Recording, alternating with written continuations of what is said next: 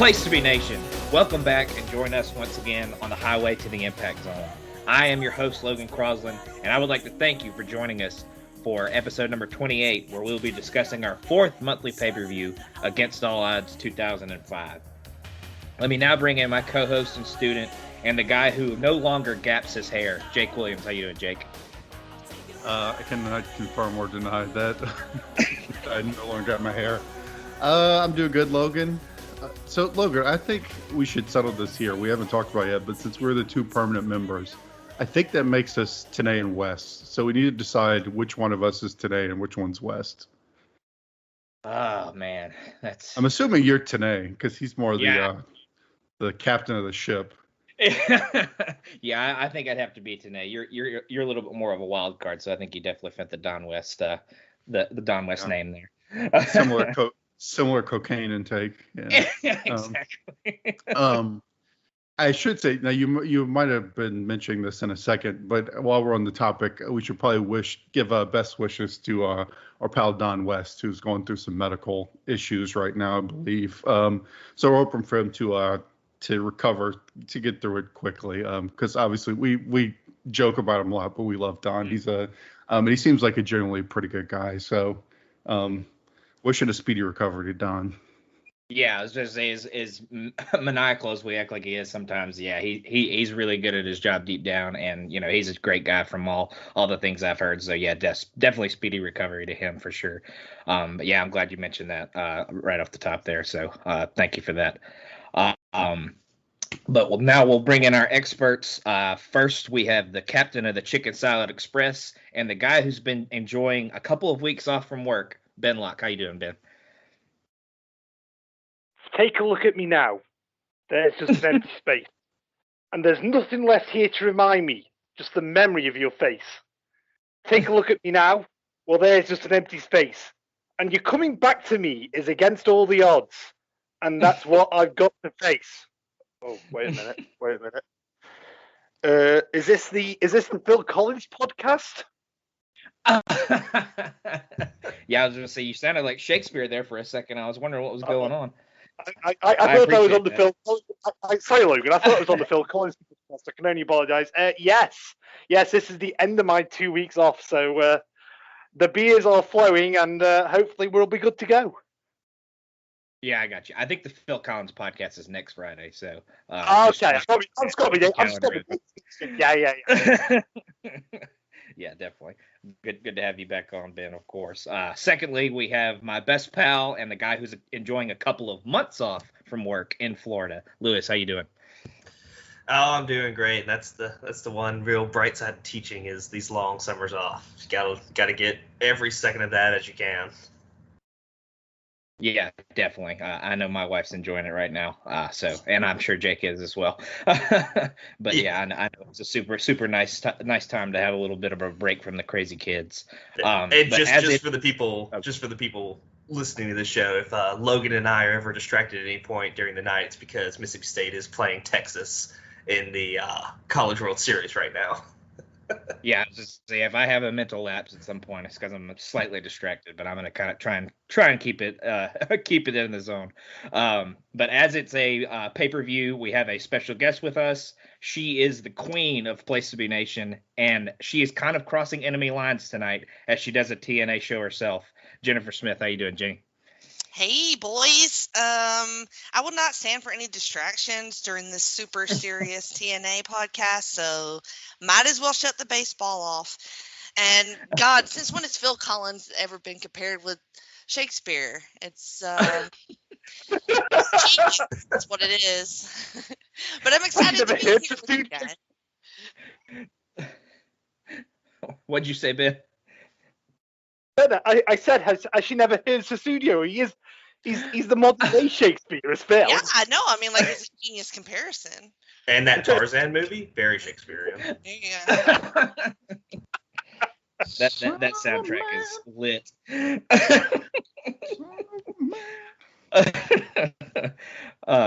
But as I usually start out these pay-per-view shows when we have guests, I would usually ask if what your experience is with TNA were, Jenny, but I'm pretty pretty sure I know the answer to that, and it's just what you've watched on TNA Never Dies. Am I correct? That is correct. So that was the beginning in, 2003? No. 2002. Yeah. That's when we started. And we were like similar number of eps, I think 20 something in as well. So I'm doing a real leap. And I've not listened to you guys' podcasts because I didn't want to spoil myself for what's to come. So this is pretty much me going in blind on this here show. Yeah. Don't worry, literally nothing has changed since 2002 TNA. Awesome. Yeah, we still got Jeff Jarrett and AJ Styles on top, so nothing different. Sounds good. Yeah, definitely. It's a little bit better, but probably not much. But we'll go ahead and start on in the show.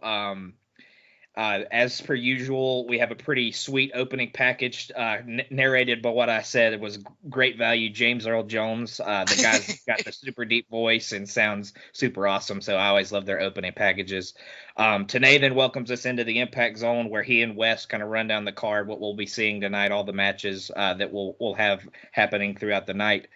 We then go back to Shane Douglas, and he's outside Jeff Jarrett's locker room and says that some legal disputes are going on about the contract and the rules to the match as it pertains to kind of the guitar stuff that Dusty had stipulated on Impact the last show we did.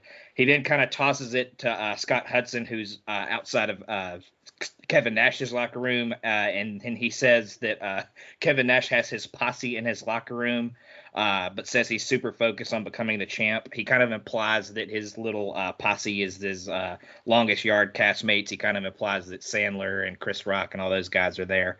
But to start off, Jake, what do you think of the opening package and kind of these little hype ups for the main event? Yeah, I'm sure these A-list celebrities are hang out in the Impact Zone. They have nothing better to do. Hang out with Kevin Nash in the Impact Zone.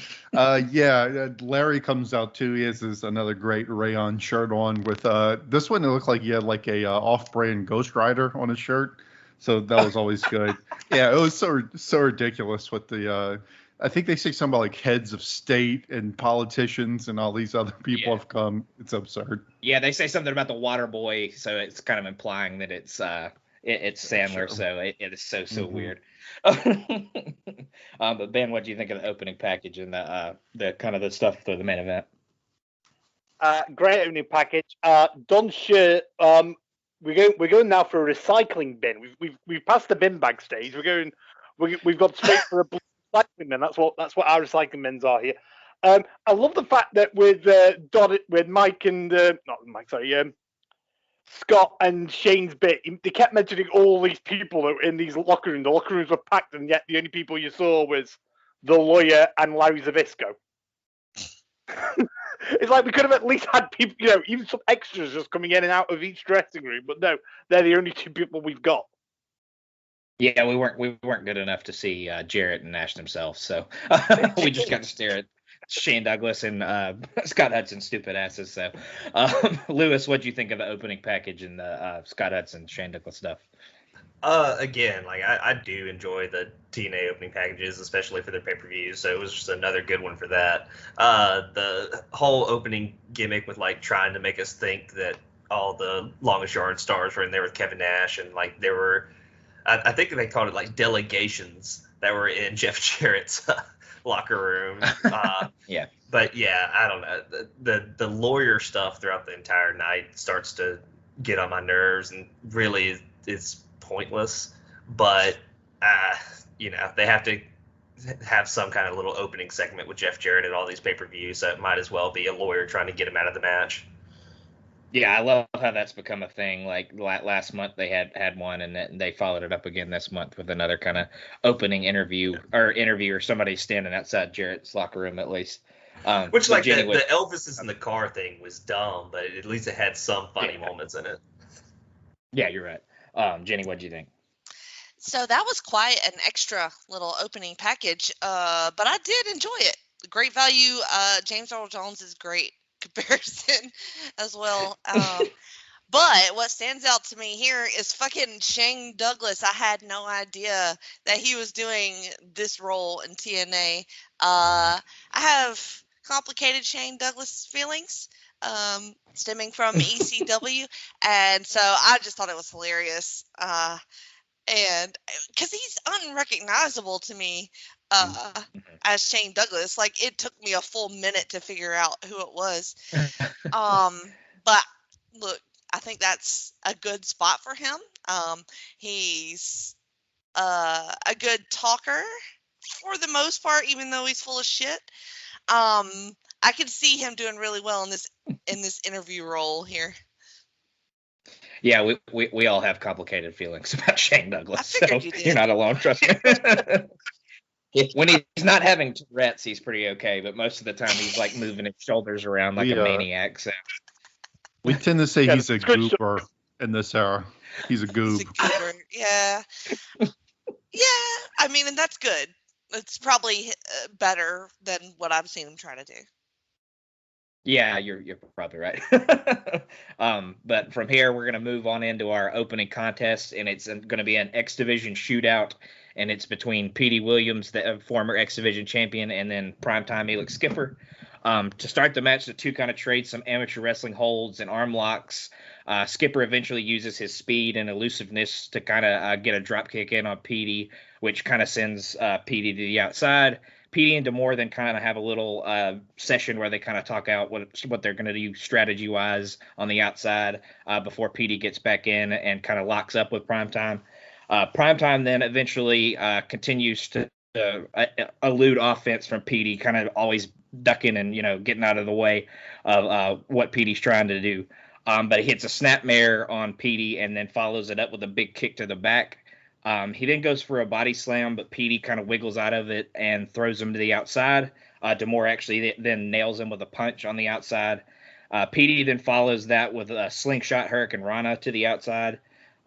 He gets him back in, and then he does my favorite little O Canada Tree of Woe, where he kind of steps on his balls in the corner. From there, Petey continues to wear down Primetime, and at one point, they do a really botched-looking sequence where they kind of keep missing each other, and it doesn't seem like they're on the same page. It kind of involves a weird dive that Petey does, and then possibly the worst atomic drop I've ever seen from Petey Williams. Petey then eventually climbs to the top rope, but Skipper shows off his athletic ability by kind of leaping to the top rope and then hitting a butterfly suplex from the top, which I thought was a really sweet move. Skipper then hits a series of big strikes, eventually leading to a leg drop where Petey's kind of hanging over the top rope. Petey then gets an elbow up and on a charge in the corner and then hits his little tilt-a-whirl Russian leg sweep. Skipper then scoops up Petey on a DDT attempt and straddles him on the top rope and goes for the tightrope Hurricane Rana, but D'Amore actually holds Petey's legs and Primetime actually falls straight to the mat. Petey then follows this with a big tornado DDT. He then tries to go for the Canadian Destroyer, but Skipper reverses, and then they kind of just trade pin attempts back and forth. Skipper then eventually puts Petey on the top turnbuckle and again attempts some kind of Hurricane Rana, but ends up missing once again. Petey then goes again for the Canadian Destroyer, but Skipper reverses it and hits a new move that Mike Tenay calls the sudden death, which is kind of an air raid crash kind of maneuver, and that gets Primetime the win. So, Jenny, what did you think of this X Division Shootout to start the show? Well, I love an X Division to start the show.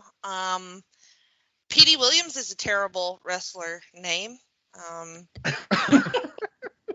I don't know him, but I do know me some Elix Skipper, and I think it's funny that he's still trying to get into the X Division. Whatever he's trying to do. Like apparently there's some sort of deal with him and Dusty, but he's still working on breaking into the X Division like 3 years after I've seen him wrestle. So, not doing a lot, I suppose. I don't know. This match was okay. It was, they seemed to get a little lost towards the end. Like you said, with those kind of like a botched sequence there, and the sudden death was not impressive at all. not a great debut for that move, but maybe he just didn't hit it right. I'm about 2 2/4 on it. 2/4. I got you. Yeah. Yeah, I got you. I got you know what I mean.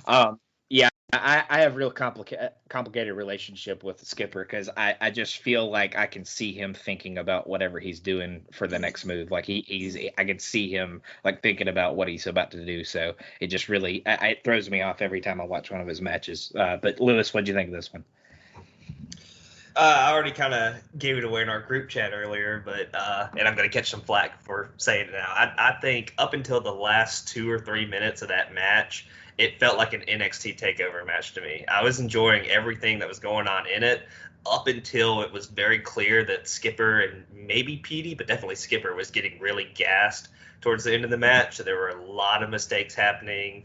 That sequence where they kept trying to pin each other, it was really slow and clanky and junky. When he had Petey up on the top ropes and tried to go for that enziguri that Petey just kind of leaned back on. Like the whole last 2-3 minutes of the match was really clunky and really brought down what I thought up until that point had been a really good match. I ended up giving it 3 stars because I think it was a decently average match, even though the last couple of minutes were really clunky. Yeah, I got you. Ben, what'd you think? I think it just shows like how much Elix needs somebody to help him. So, when he was in Triple X, he could hide behind Daniels, and in this match, he's got Will Petey who can basically hold his hand and get him through the match. And I'm kind of like where Lewis was. I was hovering around 3 stars until those last 3 or 4 minutes. The sudden death, like Jerry says, really isn't a great move. It's basically just a snowplow. Let's be honest. It's not the best move. I went 2 3/4 on it. Yeah, because those last couple of minutes just knocked it down for me. Yeah, I gotcha. Jake, what do you think? Yeah, I'm in the same round. You could tell they were going for like a hot X Division opener, like kind of move fest, typical X Division match, but it didn't totally click, I think, how they wanted to. I mean, I still went 2.5 on it because there was some cool stuff in there, but it didn't quite. Like, I think 2.5 for these two guys, as athletic as they are, is probably a little bit disappointing. And yeah, we got our typical like Elix sloppiness that we're kind of used to, where he kind of does some cool stuff and then goes for some other stuff and fucks it up a little bit. And his matches are never like crisp, like what you would see, like when we saw Petey and AJ, for example, like how crisp they were, or we're going to see later. It's he's just not as polished as the other X Division guys. And Petey seems to. I wasn't surprised Petey lost because I know they're trying to push the Triple X guys, but it is weird how quickly Petey has kind of fallen since he was the champion, the X Division champ, like not that long ago, and here he is like losing clean to Skipper, which is a little weird. Yeah, I know they're trying to kind of push Skipper, but it's weird to see the champ, who was literally the champ a month ago, lose to a kind of a up and comer. And I'm with Jenny said something about Skipper's kind of in the same position in what she's watching as well. I think it's because they can't trust him because he's good and he's athletic, and I know that the pieces are there, but I think he just thinks about things too much, and he's in his own head. It seems like a lot. So he's got that same problem that people like Shelton Benjamin and John Morrison do. Like they can have the coolest spots of a pay-per-view, but like there are times when they mess up 1 or 2 moves and then completely just get off track the rest of the match. They can't bring the pieces back together. Yeah, I was gonna say it's almost like he tries too hard, which isn't a problem per se, but like he does it like all the time. So at some point you just got to get better. You know what I'm saying? Like at some point you just got to focus on like actually hitting the moves instead of trying to be cool. So I think that's really his big problem. But I'm gonna agree with Jake. I'll go 2.5 on it. I thought it was a good match, but I could definitely see the pieces where it could have been better for sure, but it was still a pretty good match for the 2 competitors that we had in there. Go ahead. The Morrison comparison is a very good one actually, because if you think about it, his best work is basically in a tag team because he can hide his deficiencies with his partner, can't he? It's exactly the same with Elix. Yeah, definitely. That's a good comparison by Lewis for sure.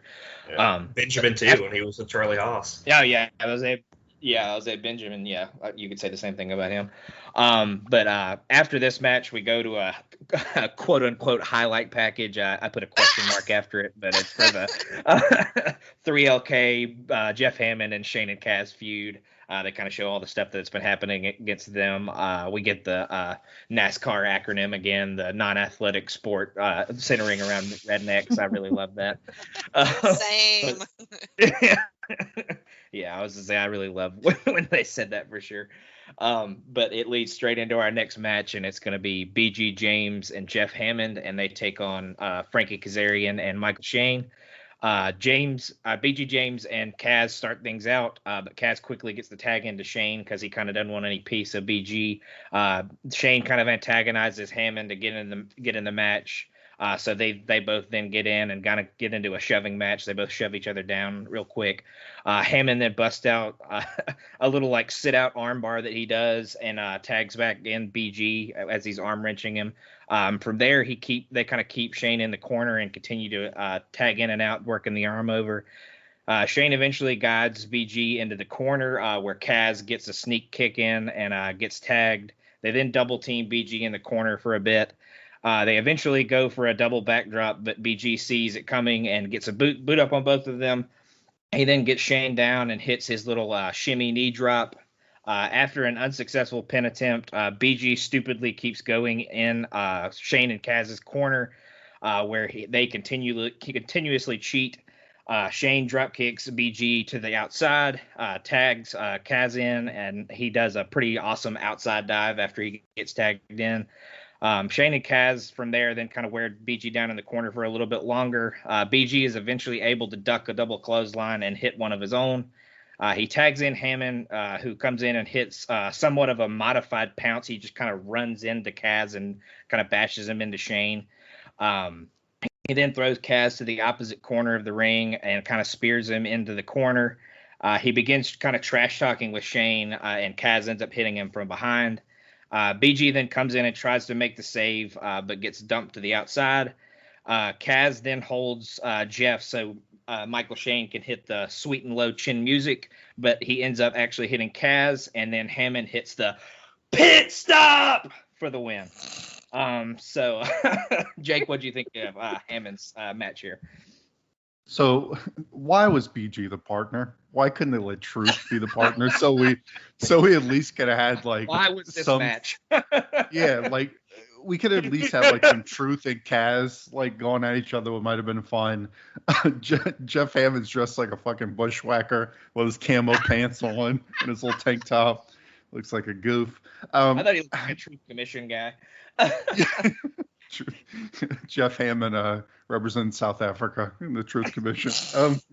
But yeah, like to their credit, because I think it's what they had to do. But Kaz and Shane look like such I'll throw a Cajun word at you, couillons. They look like goofs in this match because like they're just constantly putting themselves in terrible positions. Like when he holds them for the super kick, like there was no reason for him to hold them except for Jeff Hammond to move. Like why couldn't he have just hit the kick? Like why did he have to hold them? Like I feel like they're like rotating around to make sure they fucked up, like to make sure they were in bad spots to get like to have 3LK like screw them over. I don't know, but it's kind of what they had to do, so I kind of give them credit for it. I want a half star just for Shane and Kaz for doing what they had to do, and that dive was pretty cool. But yeah, you could definitely see why Kaz was ready to hit the road after jobbing to a F-list celebrity here. F- list celebrity. Yeah, there's no thought of why Kaz kind of leaves after this. So yeah, that definitely see what he was feeling there. But Ben, what do you think? Couple of questions. One, who was that NASCAR guy who was at the top of the ramp and then decided to turn around before they could make a big deal out of it? It was like Mike's like, it's this NASCAR guy, he's great. But he's not there, Mike. We don't know who he is. Two, why, when he was doing his little intro, did BG not think of a team name before they'd come out and had to go to Jeff Hammond and said, have we got a name? No, we haven't. Oh, no. And three, much like what Jake said, just why? Why? I also went half a star, and that is purely because of Kaz and Shane and the dive. And farewell, Kaz. We hardly knew ye. Yeah, he'll be back before too long, but he's definitely gone after this. But Lewis, what do you think? Yeah, some similar stuff there. At first, I was questioning why BG James was the one in this match. It kind of makes sense later at the end of the show. I don't want to spoil anything for that yet, but it's good to have BG James in a match prior in the pay-per-view for what happens later, just so you remember BG James's name and make some connections later on. The name stuff, I was going to bring that up like Ben brought up. It's on the back of your jersey, BG. It's the Pit Crew. Y'all already named yourself on your jersey. Good Lord. As far as people that can't wrestle being in matches goes, I hated the Mike Posey stuff when he was doing his thing with Young a few months ago, but I enjoyed this a little more, I think, than the Mike Posey stuff, but it's still not a good match. I only went 1 star on it. Very low bar. The Mike Posey match. Shit, Hammond's a real athlete, you son of a bitch. Hey, Hammond can hit a pounce. Hammond can hit a pounce. Have you seen that dad bod, for God's sake? Man, he's ripped for a NASCAR analyst. I'll give him that. But Jenny, what do you think of your first sighting of Jeff Hammond here? Well, I was disappointed to still see BG James in fucking TNA. But I mean, he does look a little bit more fit, not as fat as what I know him from. So I guess he's lost weight in the past couple of years. A lot more attitude than talent in this match. Also, I will see your Mike whatever the fuck and raise you a Hermie Sadler because he also very much sucked in a NASCAR angle in TNA. I hate it. I hate it a whole lot. Hammond sucks. I don't want to see it. I don't give a fuck. 0 stars. Oh, come on. More like the shit crew. Yup. My 3 notes. Fuck, this sucks. BG James looks less fat. Sigh, this is dumb. I might have to get a t-shirt made with Mike, whatever the fuck his name is. Yeah. Yeah, you just popped me way more than you know because I fucking hate Mike Posey, so I appreciate it. You're welcome. I hate him too. Yeah, he's the worst ref in the history of refereeing wrestling in the history of time. He's even worse than your boy Nick Patrick. So now that's saying something. So that's saying something. Yeah, definitely. But I'd probably go half a star just because Kaz and Shane really broke some good stuff out there and really worked their asses off to make the other 2 schlubs look good. So I'll give a half a star like the other boys did. But after this, we go back, and Dusty is kind of talking to his ladies, who are his kind of secretaries that are hanging out with him, his bang buddies, as we kind of alluded to last episode. But Jarrett's lawyer comes and confronts him and says if they do not overturn the stip of the use of the guitar being an automatic disqualification, that Dusty will be evicted from the Impact Zone. Dusty then says that he'll evict the lawyer and then makes like a rodeo barrel joke, says he's going to put him in a barrel or something like that and let a bull come at him. But then after that, we get some highlights from the Dustin and Raven rivalry. Highlights. They weren't highlights because unfortunately we got no scrotum mention that we got in the last couple episodes. We did get Shucky Ducky though. Quack, quack, bitch. I have a question real quick before we move on from the Dusty segment. Is it typical for his office to be in the back of his truck? Is that? Yes. Yeah, it's a casting cab. Okay, good. I like it. I mean, it works, but I just didn't know if that was like show specific or if that's what they were doing with him. Yeah, saying Trinity, who apparently smells so bad that Sean Kidd gave her LVP last time he was on. So, she might smell bad, but she looks real good. Yeah, but Tracy and Trinity are kind of vying to be his permanent secretary. So they have a little contest going on for them. But yeah, Jake, what do you think of the Dusty confrontation there? Oh, it's typical. This lawyer guy, he looked like those memes where it's like, if this is your lawyer, you're going to jail. He kind of had that sort of energy going on. He looked like the schlubbiest, like shittiest lawyer ever, and Dusty just, I don't know, yeah, just tells him to fuck off. So, but like Lewis said, I don't really get the point. It really doesn't lead to anything. It was just an excuse to have Dusty on the screen with his two ladies. Ben, what do you think of the Dusty confrontation? Yeah, this is just an excuse or a reason to get Dusty and his harem on screen. Sean Harem. A harem in a garage. Sean's wrong, by the way, because Trinity was looking like a total smoke show tonight. So Yeah. Sean, yet again. Is this the one where she tries to moon the guy, or is that the one later? I can't. That's remember. later on. No, that's the Later one. on. That's the one later. Okay, yeah. I definitely wrote that down, but I couldn't remember if it was this one or the one later. But who have I not gone to? Lewis, what did you think of this? I mean, there's just so much wrong with this segment, from the casting cab to saying they're going to evict Dusty. I don't know how you evict someone who's parked out in the parking lot. So I don't know.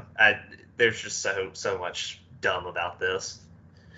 From the lawyer saying that they can prove that Jeff Jarrett has never used a guitar in a match too. Like, God, everything about it was dumb.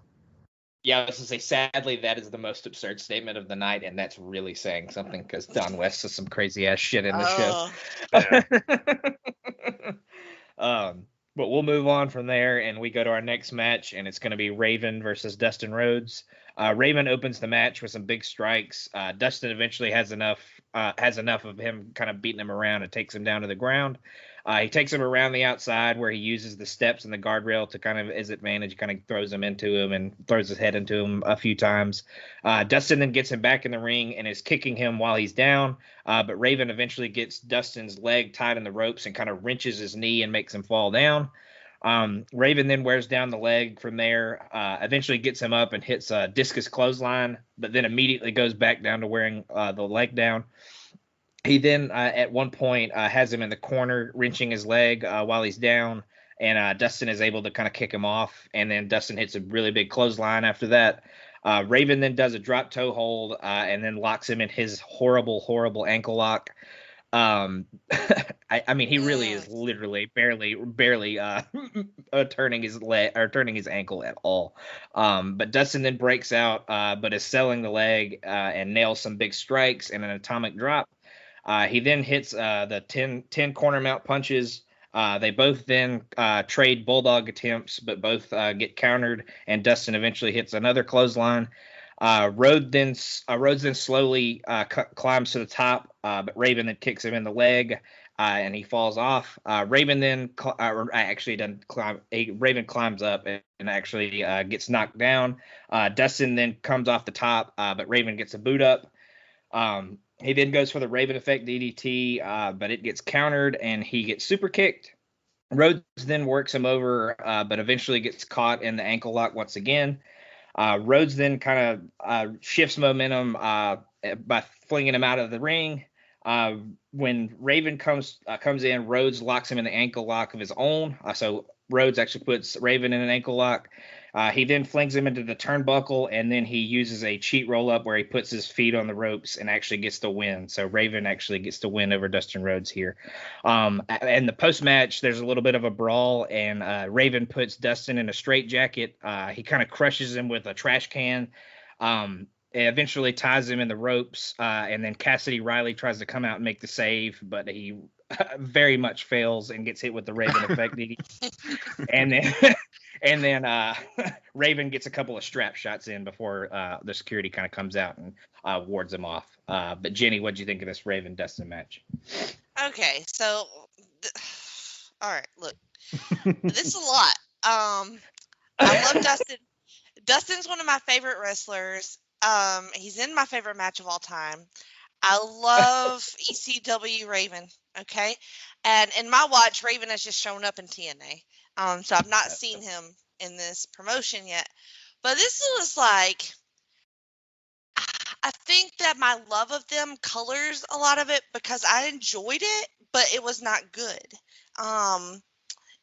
Dustin looked pretty trashy. Like he was just like kind of slow and kind of weak, and his stuff didn't look impactful at all. Like, and I don't know, I wasn't buying it. I don't like that goatee on him.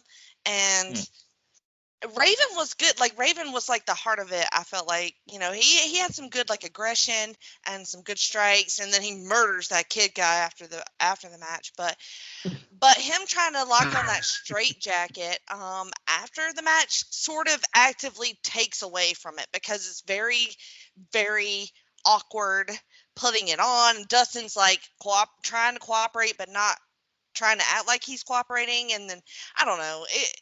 It was a real weird vibe in this match. I ended up going 2 1/4 on it.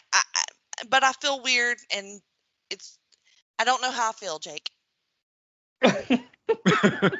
Yeah, Jake, what do you think? Yeah, I don't know if 2005 Raven and Dustin are the two guys that should be working like a limb-focused match. Like Raven, like even at his best, is not. You know, he's not like an Arn Anderson or some guy who's like a technician who's going to work the limb, especially here. Like, I thought he looked for sure. I think they both did at certain points, but I felt like Raven like gassed a lot throughout this whole match. Like it was, everything they did kind of made sense, but it was just kind of dull. The crowd wasn't into it at all, had no heat. It dragged on for a while. It just kind of felt slow and sloppy. Like nothing really like that was really offensively bad or anything. It just was kind of there, and they were going through the motions, but nothing they really did look convincing. Probably my favorite part is Don. So like you were saying, Logan, he's putting on the weakest ankle lock in the world, and Don's just screaming, he's pulling on it, and he's clearly not moving at all. Like Raven's trying to catch his breath while he has the ankle lock on, the second Don thing is, so after this, Dustin's like limping around. And so, you know, like normally if they're working on it, they're like, well, maybe he stretched the tendons or he's really putting some damage to the muscle. But no, Don says, maybe his foot's asleep or his legs asleep. Maybe his legs asleep. Like, just imagine like Ric Flair, like working somebody's leg. And they're just like, oh, I must have fall asleep during the figure 4. Just ridiculous. I love Don so much. Well, look, what's more annoying than a foot when it falls asleep? It sucks. Yeah. It's like being wrenching an ankle to put it to sleep. You put a sleeper hold on his leg. It's ridiculous. But the limb work was just not convincing, which is kind of like what they built the whole match around. But so I went 1.5 stars on it. I didn't think it was like horrible, terrible, but it wasn't. It definitely wasn't anything I would call good either. Yeah, I was going to say, this didn't need to be a Matt Classic was what it tried to be. This needed to be like a big-time brawl, which at points it was. But, yeah. Ben, what did you think? Yeah! Sorry, I was doing Dustin Rose music there. We have to do that before I start. We thought you were having an aneurysm or something. I kind of agree with like what you've just said, Logan. It's like you've got these two guys; they are perfect for a brawl, and we tried to do some sort of a Matt's technical classic here. At least in that last match, we had one guy who wasn't a trained wrestler. These are two experienced guys, and this was so bad. You know, Raven putting on those ankle hugs. They aren't ankle locks; they're ankle hugs. You know, and like you say, he puts no effort into them at all, and it's just slow. It's just plodding. It's just so like say boring and basic. I went 1.5 stars on it, and you know, apart from Don's commentary, there's not a lot I can take from this match, to be honest. Yeah, I got you. Lewis, what do you think? Yeah, the only thing asleep in this match wasn't Dustin's leg. It was me trying to watch it. It just wasn't. It wasn't a good match. It wasn't a good after the match. Like there were so many blown opportunities. First of all, you have Dustin in a straitjacket. Blast him a couple times with that garbage can. Get a steel chair, blast him a couple times. If you have him tied up in the straitjacket in the corner, actually hit him with that leather strap. It was just kind of some love taps on the back, waiting for the security guards to get out there. Second thing, you have this young guy, Cassidy, if you want to actually do something with him, build him up, actually have him make the save, not just go in, hit Raven once, and then get DDT'd. Like that's a waste of a developmental talent that you have. And I don't know anything about Cassidy. He probably doesn't last another 2 months in the company, but he's a young guy who's probably not wrong. He's a young guy, quote unquote, protege under Dustin Rhodes right now. Actually have him make a save, and that can build towards something later. There was nothing built towards anything going out of this match. And so yeah. I think I gave it 1.5 stars. Yeah, I got you. I think Riley actually does stay around for a while, but he's nothing more than like a lower card guy throughout his whole career. But yeah, he never ends up being much. But I think he actually does stay around for a little bit. But yeah, I'm kind of with you guys. I went 1.5 on it as well. It tried to be something that it shouldn't have tried to be. It definitely should have been more of a brawl. I would have been okay if this had been one of those matches where they kind of ignored the DQ rule like they seem to do in every other match. So, yeah, I definitely think this could have been a little bit harder and more hard hitting of a contest than it ended up being. So, yeah, kind of disappointing that they tried to make a Matt Classic out of it. You would have thought Kurt Angle was in the match for what they were trying to do. So, but after the match, we go to a video package for our new superstar. We finally get what his name is, and it's going to be Triton, and he is going to be on Impact this week. So we have a new superstar coming in. So I know everybody's excited about that one. Can't wait. Yeah. Yeah. But after that, we get a little bit of a recap of the tag title feud between Cash and Hoyt, and then AMW, just kind of their confrontations that they've had throughout the weeks. I'm going to really struggle to not call him Dallas throughout this match, so just bear with me. But it's a tag title match, so we get our taglines. The first one is 6-time champs. They talk about how AMW had just won the tag titles and become the champs for the 6th time. They actually specified that they've been 6-time champs individually, but they've won it together 5 times. I thought that was hilarious. But the second one is, can the challengers cash in again? So Cash and Hoyt have been tag champions before, so they're trying to see if they can get the tag titles back for a second time. And the last one is history with an Impact. On the first episode of Impact that we watched, the first episode of Impact ever, they had a tag title match, and AMW actually won the tag titles from Cash, and then he was Dallas, but now it's Lance Hoyt. But to start the match, Cash and Storm are in the ring. They trade arm bars and then some headlocks early. They continue to trade reversals and even a couple of pin attempts. Cash eventually gets frustrated and tags Hoyt in. Hoyt then points to Harris and wants to kind of fight him, so Storm tags him in as well. They both give each other a big shove. They kind of both shove each other down, kind of like we saw in our last tag match. Harris then just starts waylaying on him. They each throw some big strikes back and forth at each other. Harris eventually gets the better of it and goes for a suplex, but Hoyt actually reverses it and gets some more big strikes in. He tags in Cash, who immediately gets arm dragged. Harris then tags in Storm, where they double team Cash and Hoyt, and both eventually knock them to the outside.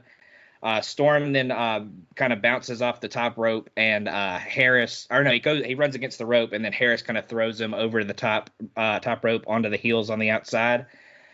Storm then gets up and throws Cash in the ring, only to get nailed with a big clothesline by Hoyt. Hoyt then follows that up with an arm drag onto the concrete on the outside. Back in the ring, Hoyt suplexes Cash on top of Storm, but only gets 2 on that. Hoyt then continues to wear down the back and neck of Storm that he kind of injured on the concrete on the outside.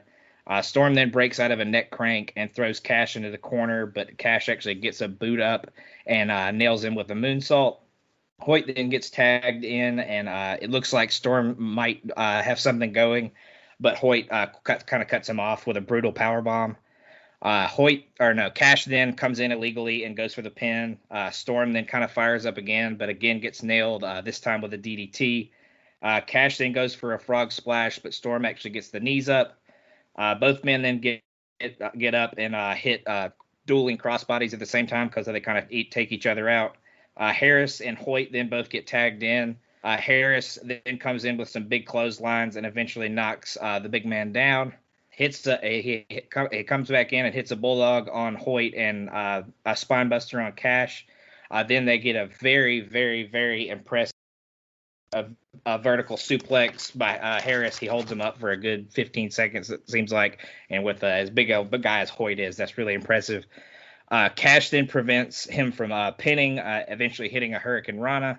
Storm then hits the Eye of the Storm on Cash and goes for what Tenay calls the Hangman's Noose on Hoyt. But Hoyt actually reverses it and hits a sidewalk slam off the top rope, which I thought was a cool move as well. That only gets 2.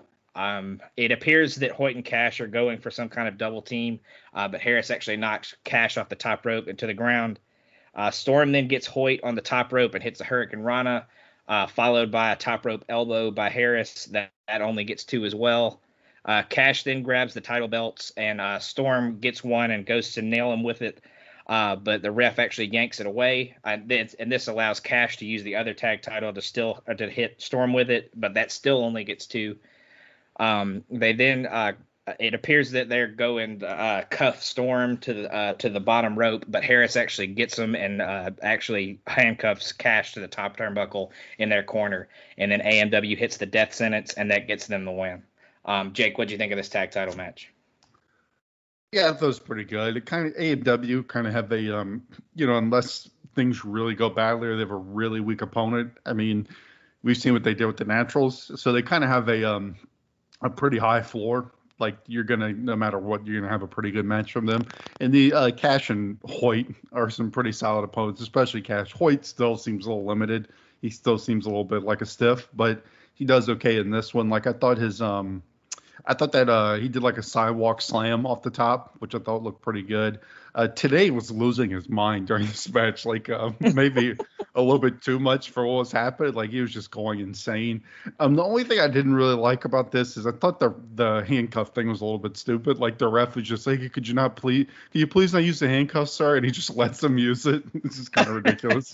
Like, he just lets AMW handcuff him, which I think it ends up not really mattering too much because it's not really that big of a match, and they're kind of douches anyway, so I guess it's fine, but it is a little absurd to just have the ref blatantly let them use handcuffs in the match, and it's what leads them to win, because that's how they're able to hit the leg drop to win it. But high energy, like always, from AMW, and Cash could definitely go with them, and Hoyt, he didn't drag it down, so perfectly fine tag match to put over AMW.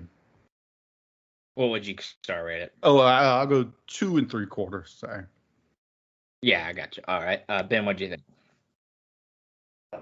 Quick question, Logan. Did you know that Lance Hoyt was from Dallas? Yes, I did. Okay. Well, yeah. Like last month, I mean, I wasn't on the show with Final Resolution, but I think I said on the show after I had to give that tag match 4 stars. This is a little bit behind that, but it's still really good. We talked in the first match about a match losing something from its end sequence, this gained something from its end sequence, everything. Like you say, that stalling suplex was absolutely fantastic. James Storm is the star of the show. The noose and the Eye of the Storm look fantastic. And I know I've criticized it before because I'm not the biggest fan of the move, but the death sentence was really impressive. I went 3 1/4 on it. I got you. Lewis, what'd you think? Yeah, going back to the referee stuff, it's not the first time it happens in this pay-per-view, and it won't be the last time it happens. The referees just clearly not doing what should be done in a match situation. So it happened with Dustin Rhodes when he was doing the corner punches to Raven. I think it was Wes that said, obviously this is illegal, but I think the referee's just letting it happen because it's against Raven. And then with the handcuff stuff in this match, it's pointed out again, the referee's letting it go here. The easiest fix to TNA's referee and disqualification problem, because there's no telling what match is going to be DQs and what match isn't, is just to say something like, under Dusty Rhodes' management, he's letting referees have more discretion so the bad guys don't always get away with stuff. Easy fix. Just say something like that, and then I can go along with how dumb the DQ rules can be in TNA matches sometimes. So if that had happened, I would be much happier. aside from that, going to the actual match itself, I thought, yeah, just like Ben was saying, it was a decently good match, a little above average from what I see in TNA. So I also went 3.25 on it. Gotcha. Jenny, what'd you think? Okay, so AMW, they're amazing. Kid Cash is fucking awesome. One of my favorites. Yes, I was excited for this. I don't know Hoyt at all, but he was all right. Not bad. For a tag partner for Cash, but this was fun. Like that fucking vertical suplex. Yeah, I'm gonna watch that all day. That's a fun fucking. So Jenny, do you watch AEW? Yes. No. Okay, I don't. No, I don't. Oh, okay. Lance Hoyt is Lance Archer. If you've seen anything of Lance Archer. Okay. Gotcha. Thank you for telling me that. But this is where the commentary goes just fucking off the rails. Like, it was already fairly annoying, but not super bad. And this match, everybody's coke kicks in or something, I don't know. And it is just nonstop screaming throughout the entire match. And that's fine, I guess. It's just, I don't think that they realize that you don't have to talk the entire time. Like, they don't let anything breathe. They don't let anything land. It is just a barrage of sound. And, I appreciate the enthusiasm, and Tenay will have some good tidbits here and there. But Jesus Christ, like, if you put this on mute, it probably gets another half star from me. As it is, I gave 2 3/4. I gotcha.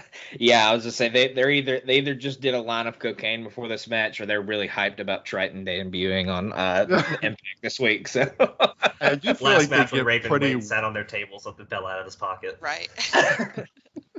Go ahead, Jay. I do think they get worked up for AMW. Like, there's a few people, like AJ, AMW, like they are just completely lose their mind, no matter what they're doing. Even if it's kind of like tame, they still just like go insane for them. Yeah, anything X Division and then AMW, they're always like just on super hyper mode, so it's crazy.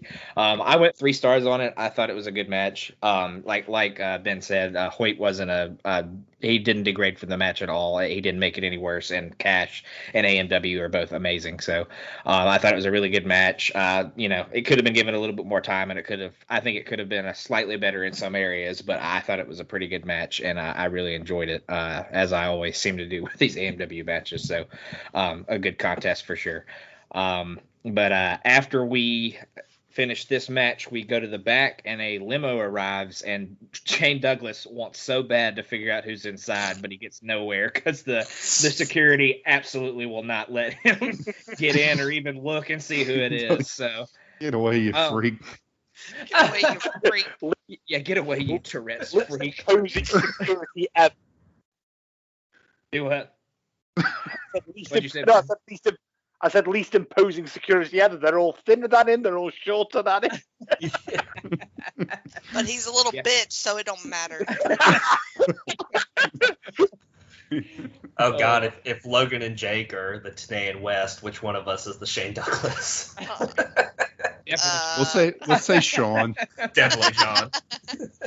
He's the most strokey and twitchy, I think. So he definitely gets the Shane Douglas. But he hates him the most, so that only makes sense at least. So, that security team looked like the modern day NXT roster with all the small things. So, yeah, definitely. But after that, we get a Best and Hardy recap, kind of go over their feud as well, kind of hyping up the first Full Metal Mayhem match that we're gonna have. And for people who don't know what a Full Metal Mayhem match is, this one is basically a TLC match that involves a chain. So they have to throw the chain in there with the TLC because they don't want to steal from WWE. And then there are going to be two envelopes hanging over the ring. One is empty, and the other one has a contract for a future world title match, which is absolutely fucking absurd. Stupid. Fucking stupid. What are we doing? So one is empty. Is Vince Russo still writing the show? No, he got let go. Okay. That's the worst part. They're still doing Alright. stupid shit like that. Just curious. No, I was just, yeah, he just left like 2 or 3 months ago, so Okay. he's actually not involved at all. So, but to start the match, Hardy tries to kind of use his speed early to take down the big man, but Abyss eventually just kind of grabs him and chucks him across the ring and kind of slams him down to the mat. Abyss then goes for a leg drop but misses, and then this allows Hardy to kind of hit one leg drop of his own, kind of the one that he kind of splits their legs and leg drops them in the balls. Hardy then starts throwing chairs into the ring, starts to set up one chair to kind of go for a solo poetry in motion, but Abyss actually slides to the outside. So Hardy just takes the chair and sets it up next to the ropes and does the poetry in motion over the top rope. Hardy then uses the outside elements to his advantage. He uses the steps, the guardrail, all that kind of stuff, kind of to wear down Abyss. Back in the ring, Hardy charges Abyss on the apron, but Abyss actually picks him up, and he looks to be about to slam him to the outside, but Hardy actually escapes and nails him with a chair. He goes from there for another poetry in motion, but Abyss actually grabs a chair and nails him in the head with it as he's kind of jumping towards him. Abyss then stomps Hardy and goes to the outside and starts setting up some tables. He sets up like 4 tables, one on top of the other. And then Hardy puts a ladder in the ring so he can kind of use it later while that's all going on. Abyss then looks to go for a power bomb to the outside through the tables, but Hardy actually escapes and kind of slips out and barely hits a whisper in the wind. As he's kind of climbing the rope, he kind of slips and almost falls, so it almost ends up super botched. Hardy then uses the ladder to shove Abyss into the corner. He then runs up it and kind of hits a Van Daminator into his face with the chair. Hardy then gets another ladder and sets it up for I called it the Joey Mercury spot, and kind of slingshots the ladder into Abyss's face. He doesn't completely fuck up his face like he did to Joey Mercury later on in 2006. But Hardy then has Abyss kind of straddled in the ropes and charges at him, and Abyss actually hits a belly to belly while he's like through the ropes and chucks him over the top rope, and he actually lands through a table that had previously been set up outside. Abyss then comes to the other side, and Hardy, while selling the back, tries to kind of ward him off with a chair. Another table gets set up over by the tunnel. Hardy then hits his little inside-out kick and then hits the twist of fate as well. He sets Abyss kind of on the table from there. He then starts to climb to the top of the tunnel. He kind of goes through the crowd and gets to the top of above the tunnel, and then he goes for a swanton off the top of it and actually nails Abyss through the table. And somehow both guys are up like within 15 seconds, so they do not sell it at all. Hardy then gets the mega super ladder that he sets up. It's bigger than all the other ladders that they had already. He then grabs one of the envelopes, but it's actually ends up being the empty one. Abyss kind of tries to take him down, but he kind of wards Abyss off for a little bit, and then he goes for the other envelope, but Abyss eventually brings him down and then whips him so hard that he dives over the top rope and only lands through one of the tables set up on the stack. But he also kind of doesn't sell this at all, because I think that's what was supposed to happen, but I'll go into that after the match. But he throws him so hard, he goes through the giant stack of tables, and then Abyss climbs and gets the contract for the world title match. So, Jenny, what'd you think of Full Metal Mayhem here? Okay. Why do you have to go to me first? I can go to me first. No, it's fine. It's fine. I like sort of trash matches and like bullshit, you know. I like people jumping off of sets. I think that looks cool. But you're right. There's no selling in this ladder match, which is for me part of the fun, you know, of like tables and ladders and chairs and chains.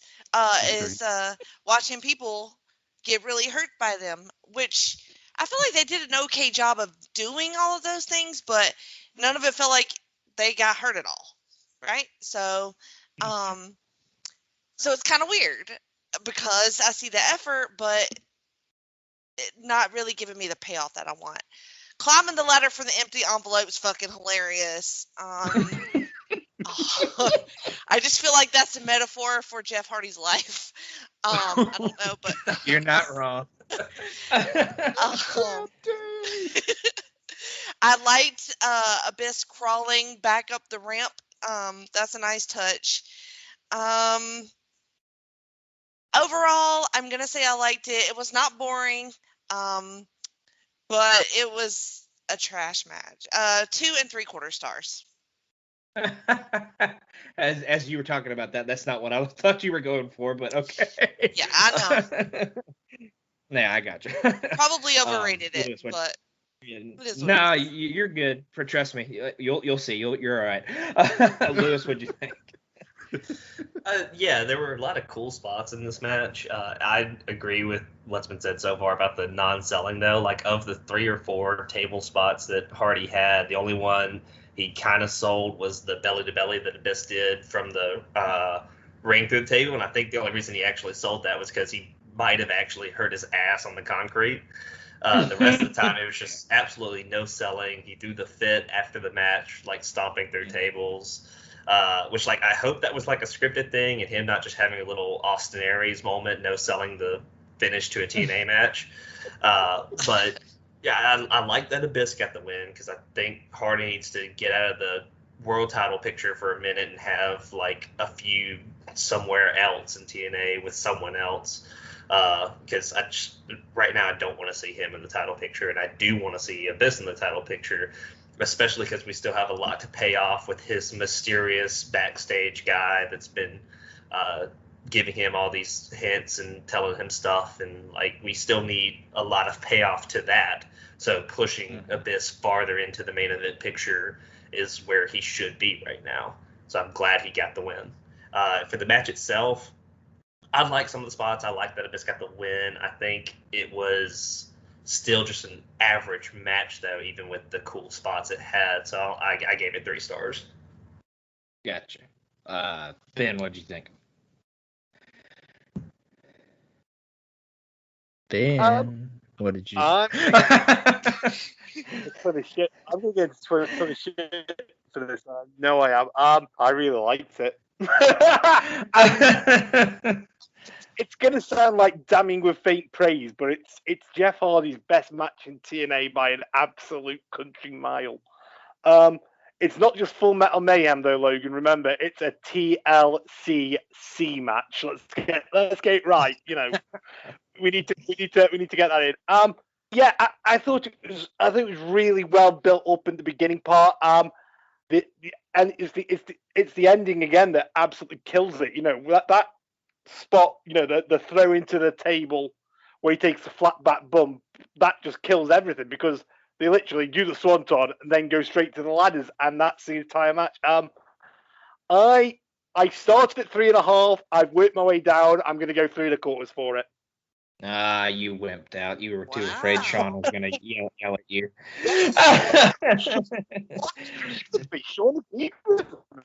I know. I'm just messing with you. Oh, Matt was the one that was going to kill you for it. That's right. Everybody else, because the envelope bit was ridiculous. Just have one envelope. It just makes life so much easier. Yeah, I was going to say. I'm going to get to it after I go to Jake, but I think that kind of ruined something that they were trying to do. But Jake, what'd you think? Yeah, the envelope, while we're on it, it was just dumb. Why not just have one up there? And especially because it must have just been this on the pay-per-view. They said this because on TV, they never mentioned that this was going to be for anything, right? They just made it seem like it was going to be like a TLC or whatever. Metal I think Mayhem. They implied that it might lead to a title match, but I don't think they said it was a number 1 contenders thing or anything like that. Like, just do it like a ladder match. It's just like what they do a lot is they have to change something just so they can say they changed it if it makes it worse. Oh no, let's make it like, do we really want it to be up to chance? No, you want the guy who's winning to get it. Like, because now it's like, well, Jeff could. I almost feel like they were trying to protect Jeff Hardy in this match a little bit because he doesn't actually take a pin. It's kind of implied if it wouldn't have this dumb double envelope thing that he would have won. So I don't know if it was just a weird way to protect him because even the finish is kind of protecting him because, he doesn't get pinned. And it was very weird. Like, I mean, it's weird that they set up because the way they did it, I don't feel like there's any possible way he could have actually gone through the tables. because he like Abyss just kind of throws him into the rope. It's a ridiculous spot because he throws him into the ropes and then Jeff just jumps over the ropes, like oversells it and jumps. Like, what were they expecting to do? Jump like 15 feet in the air over into the tables? Like, I don't know. Like, Jeff kind of looks upset that they botched it. I don't know if that was like, I felt like some of it was him being frustrated that it didn't go right, and that's why he's throwing the tables. But I don't know, weird finish. Yeah, my whole issue with this one is I enjoy a lot of the spots. I love Don overselling, saying that Jeff jumped off the top of the building, which would make it seem like he jumped off the roof, which is awesome. But I just felt like in a match, I feel like they were in a tough spot because typically I think with matches like this, and it's why a lot of times these are like multi-man matches like Money in the Bank and TLC matches have like at least 3 to 4 people in it, if not like 6 people with multiple teams and stuff, because the biggest issue out with the match is that you could see the strings a little bit too much. Like you guys talked about, the selling was a problem too. And I think it's because they were too worried to sell because they're already spending so much time like setting up the spots. Like to me, there was just like, you could see a little bit too much of it, them having to set everything up. And if you have a lot of people in the match, it's okay because you could have some people like that you're focused on while other people are setting up the tables and shit and setting up all the spots. But here you only have them 2. So it's like one guy would get knocked down and then we have a long time where somebody sets something up. So it kind of threw off the whole flow of the match. And that along with the selling, I think hurt it. But I guess what I think is like, I didn't think it was bad. I still thought it was pretty entertaining, but I think it could have been a lot better if they would have sold the violence of it a lot more. And they could have found some way to not make it so obvious that they were setting up the spots. But I still at 2.5. I didn't think it was bad. I just think it could have been a lot better. But I do think Jeff looked good in this. I feel like he's more in his element. He didn't look like slow too bad or like that he was botching a bunch of stuff like he has been. So I think he's on a positive trend with these. I mean, put him in these slop-ass, like Jenny said, trash matches, I think is more his deal. And I guess he feels more at home in them. So probably better, like Lewis said, than putting him in the title feuds. Yeah, absolutely. Yeah, this is definitely Jeff's match. So my best explanation for the ending, why he kind of threw him over the top rope like that, I think Jeff thought that they were close enough to where he could push the ladder over and take him through the tables, and Abyss didn't want to do it, so he got pissed at Abyss, and like once he got thrown over, he just kind of threw a fit. So I think it was kind of a shoot. I think he got mad that Abyss didn't think that they could do it, or it was out of position or something weird like that. But I think Hardy was legit mad that Abyss didn't kind of tip his ladder over. It was very weird. Yeah, it didn't look right. Like, I don't know why you would spend so much time setting up all those tables and do a spot where there's no way you're going to break them. Yeah, and I don't know if it was something with the contracts, like they thought the other one was the full one, or I mean, he obviously goes for the empty one first, which I think he was supposed to. That's obvious by the ending of the match, but yeah, I think something just went wrong there. Like Jeff thought that they could pull it off, but Abyss didn't want to like kill him, so he actually made the right decision. But I think Jeff was just a little mad, so I think that actually was kind of a shoot. But this is definitely Jeff's. This is definitely Jeff's best match, and I thought it was a good little brawl. Had some good weapons. The selling's a problem, of course, but I'll still go 3 stars on it. I thought it was a pretty good weapons match and kind of a brawl, and this is definitely what Jeff Hardy needs to be in, and this is where Abyss kind of shines. I feel like he's really good in these like brawls where he can kind of chuck a smaller guy around and really impose his will on him. So I really enjoyed it, and yeah, Don West had the moment of the night right there where he said he jumped from the roof of the building. So I thought that was hilarious. But yeah, I definitely think this was Jeff's best match though. So. But right here, we will take a break as we only have 3 matches left. So we will see you on the other side.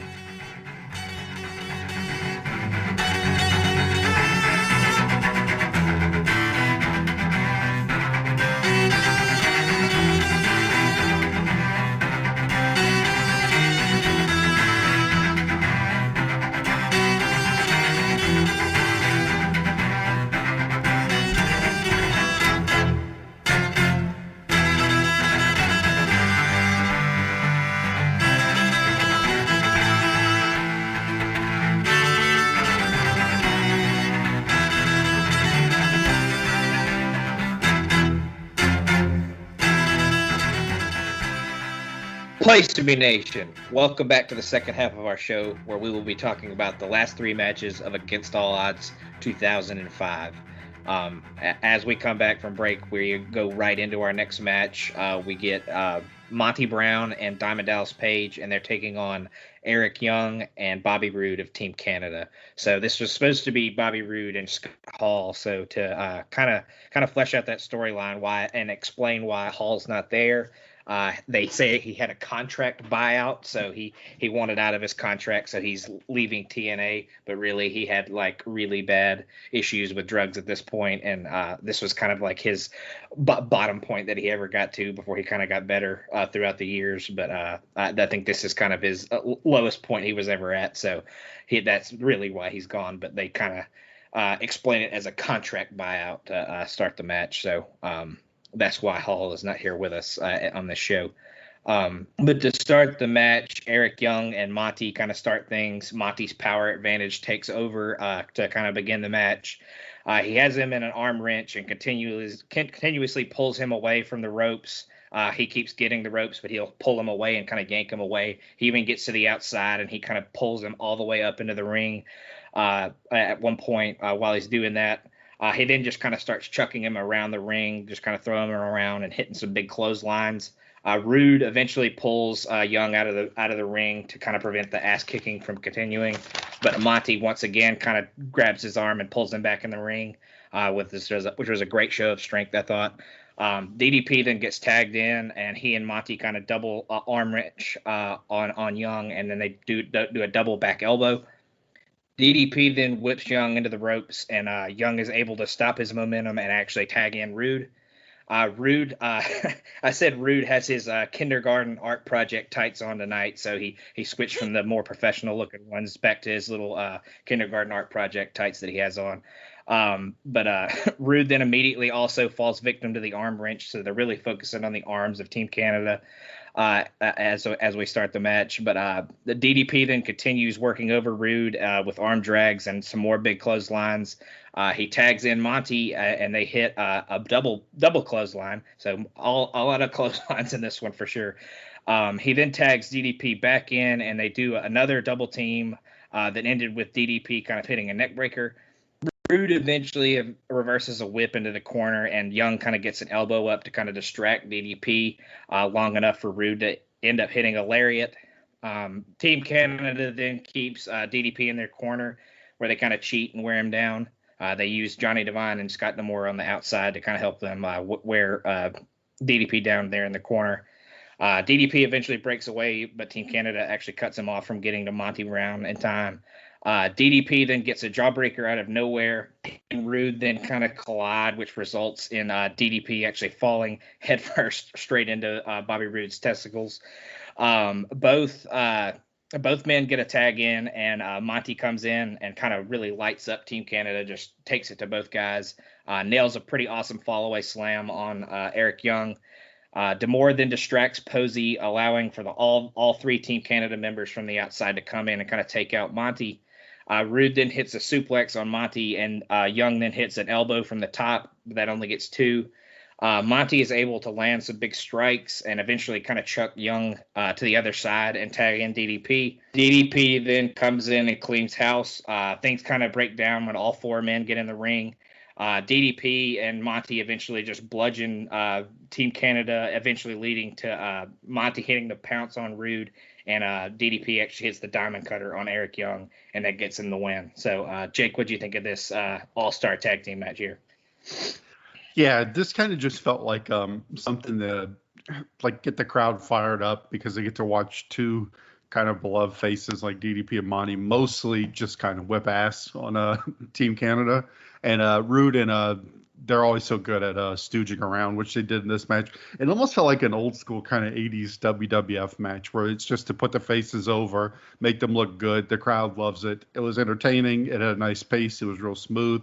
The heels are bumping around. The faces look great. And it was just a good, solid tag match to make them look good and make the crowd happy, which is fine. But I will say it is weird. I mean, this is not the worst use of them, but to me, like, I feel like Monty should be doing something more than this. This kind of feels like an Impact match.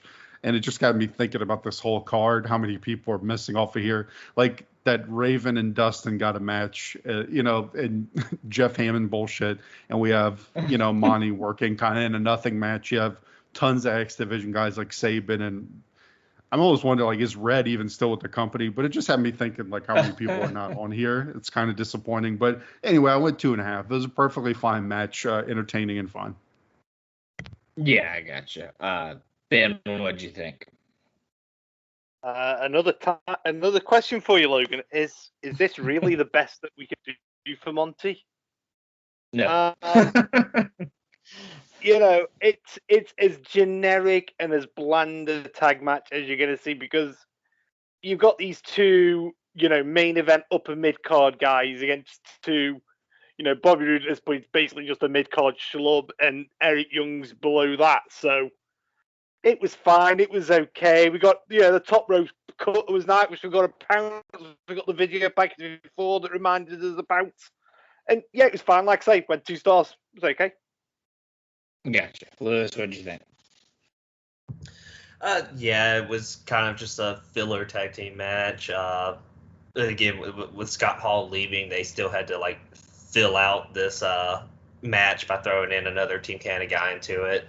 So it wasn't as good, I think, as the other tag matches we've seen tonight. So I went 2.5 stars on it, and at least DDP and Monty got the win, so Monty can continue being at that top echelon of the main card, even though he never gets that push he deserves.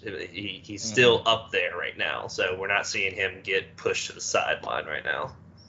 Yeah, I gotcha. And yeah, it was supposed to be Hall, so that implies that it was supposed to be a bigger match than it ends up being. So It was supposed to be bigger for sure. Jenny, what did you think of this match? See, now I thought this was really fun. I felt like this had sort of a house show kind of feel to it. Jake said, crowd pleasing, which they're super over on DDP and Monty. So, and the crowd loves them. So it's really, really fun to watch them hit a diamond cutter or, clean house after a hot tag. And it was nonstop, snappy, fun. It wasn't boring. I found myself really enjoying that match. It wasn't anything overcomplicated. I think that maybe they were trying to maybe make up for the fact that your Scott Hall wasn't there, so maybe they put a little something extra in it. So I'm at 2 3/4 stars. I actually really like that match. Yeah, I got you. I went 2.5 on it. I thought it was pretty good, like y'all have said.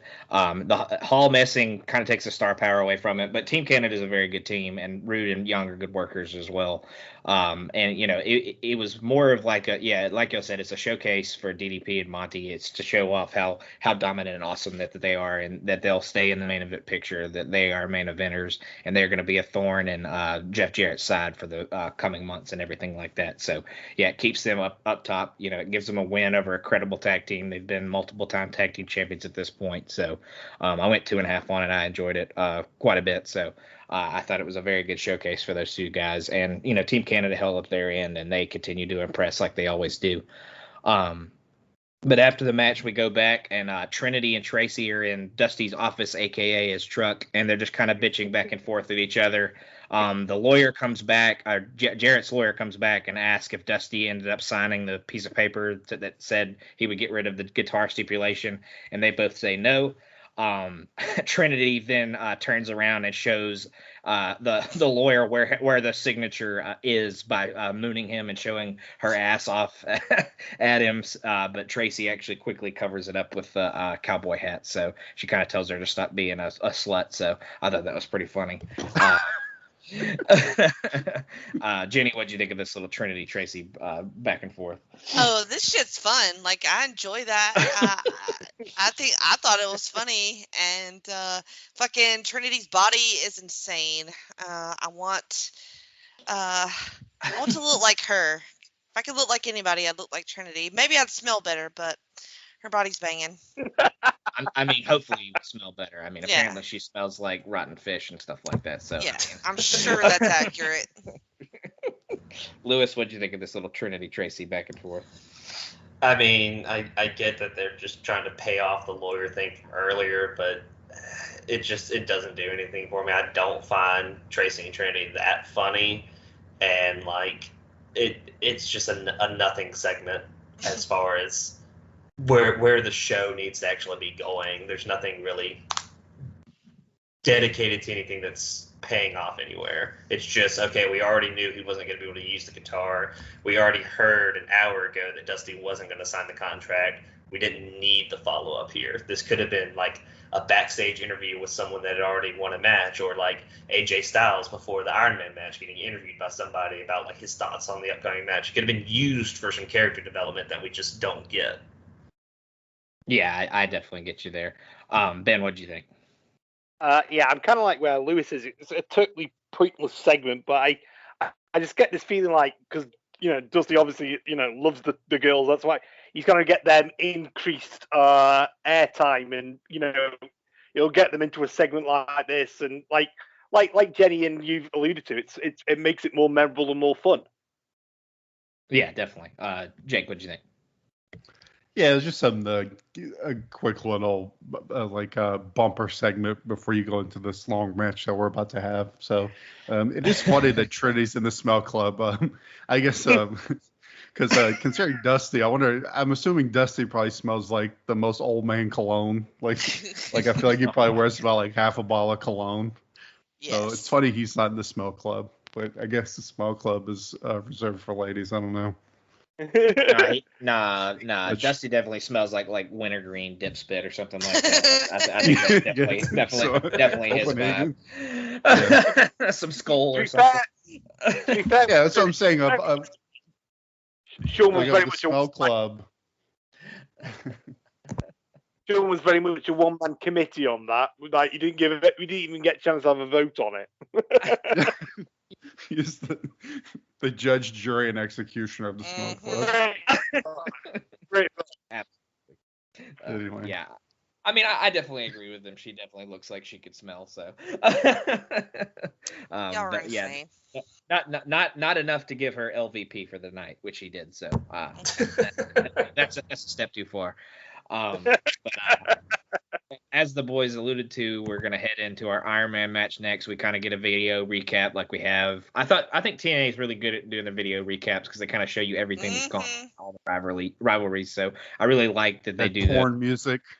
Yeah, I was saying they have bounce chicka wow wow going on. But as it's an X Division title match, we have our X Factors. They claim that this is their first meeting in TNA, which is actively not true because we saw them wrestle less than 3 weeks ago. So that's not true at all. The second one is the Styles Clash versus the Angels Wing, just kind of comparing their two finishing moves and how devastating they can be. And then the third one is the Ironman rules, just kind of talking about how neither man have ever really had like this long of a match, or it's been a while, so they're not used to like wrestling for 30 straight minutes. So it's going to kind of test their will and see how much strength and endurance they have throughout this match. Also actively not true. Yeah, probably.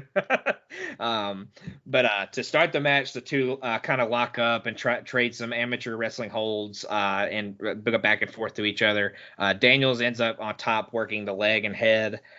Styles eventually turns things around and works Daniels' arm.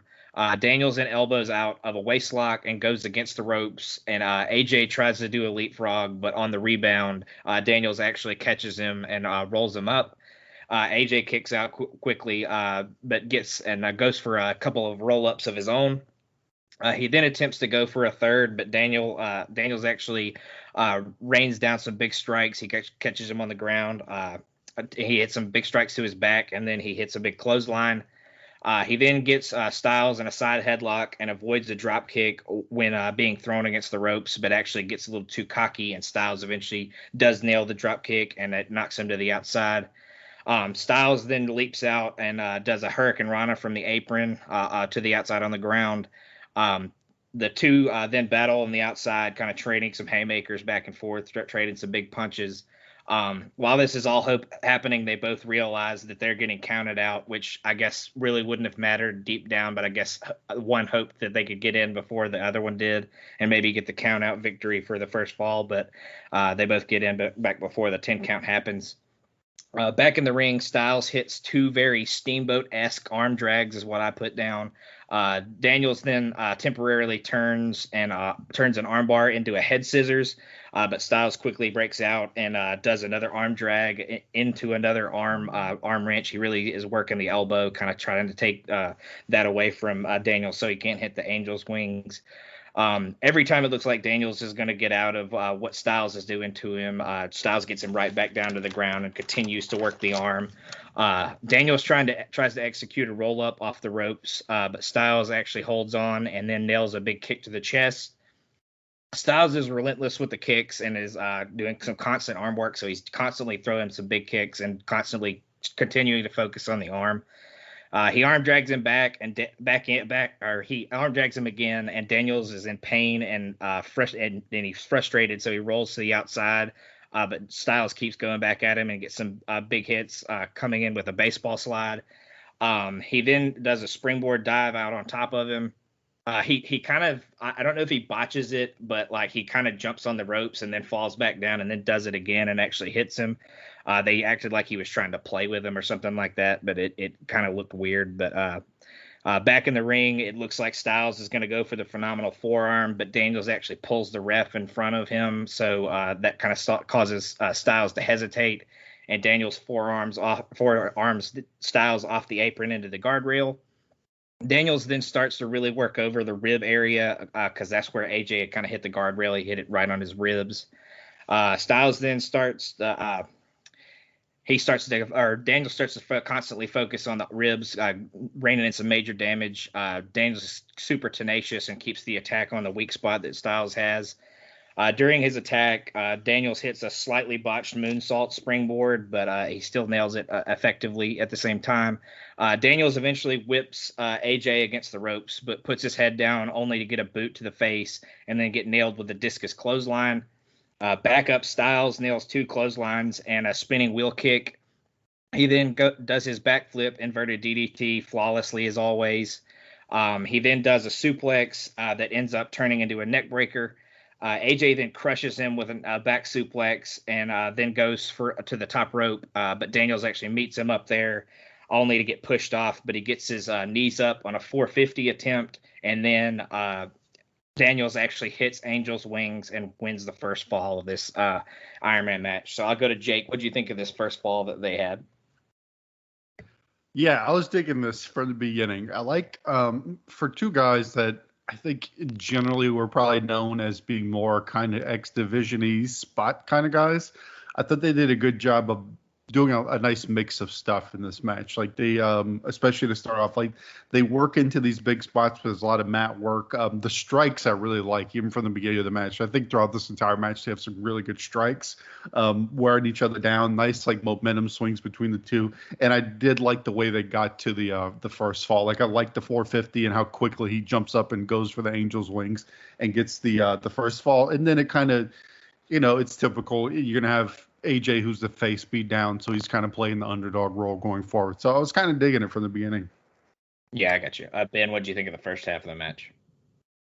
I really liked it, but it's my issue with Ironman matches generally, like, because we know it's going to go 30 minutes, so the pace is going to be deliberately slower, and I get that, I understand that, but it still doesn't make it, great to sit through at times. But these two are so good, so fluid, so smooth that you tend not to notice the fact they're putting on rest holds or the pace has dropped down just a smidge, below what they usually did. And I'm like Jake, that fall and how quickly Daniels capitalized on the mistake, I thought was great because, it played into the rib work that they'd already done earlier, in those first 5 minutes. Yeah, absolutely. Lewis, what do you think?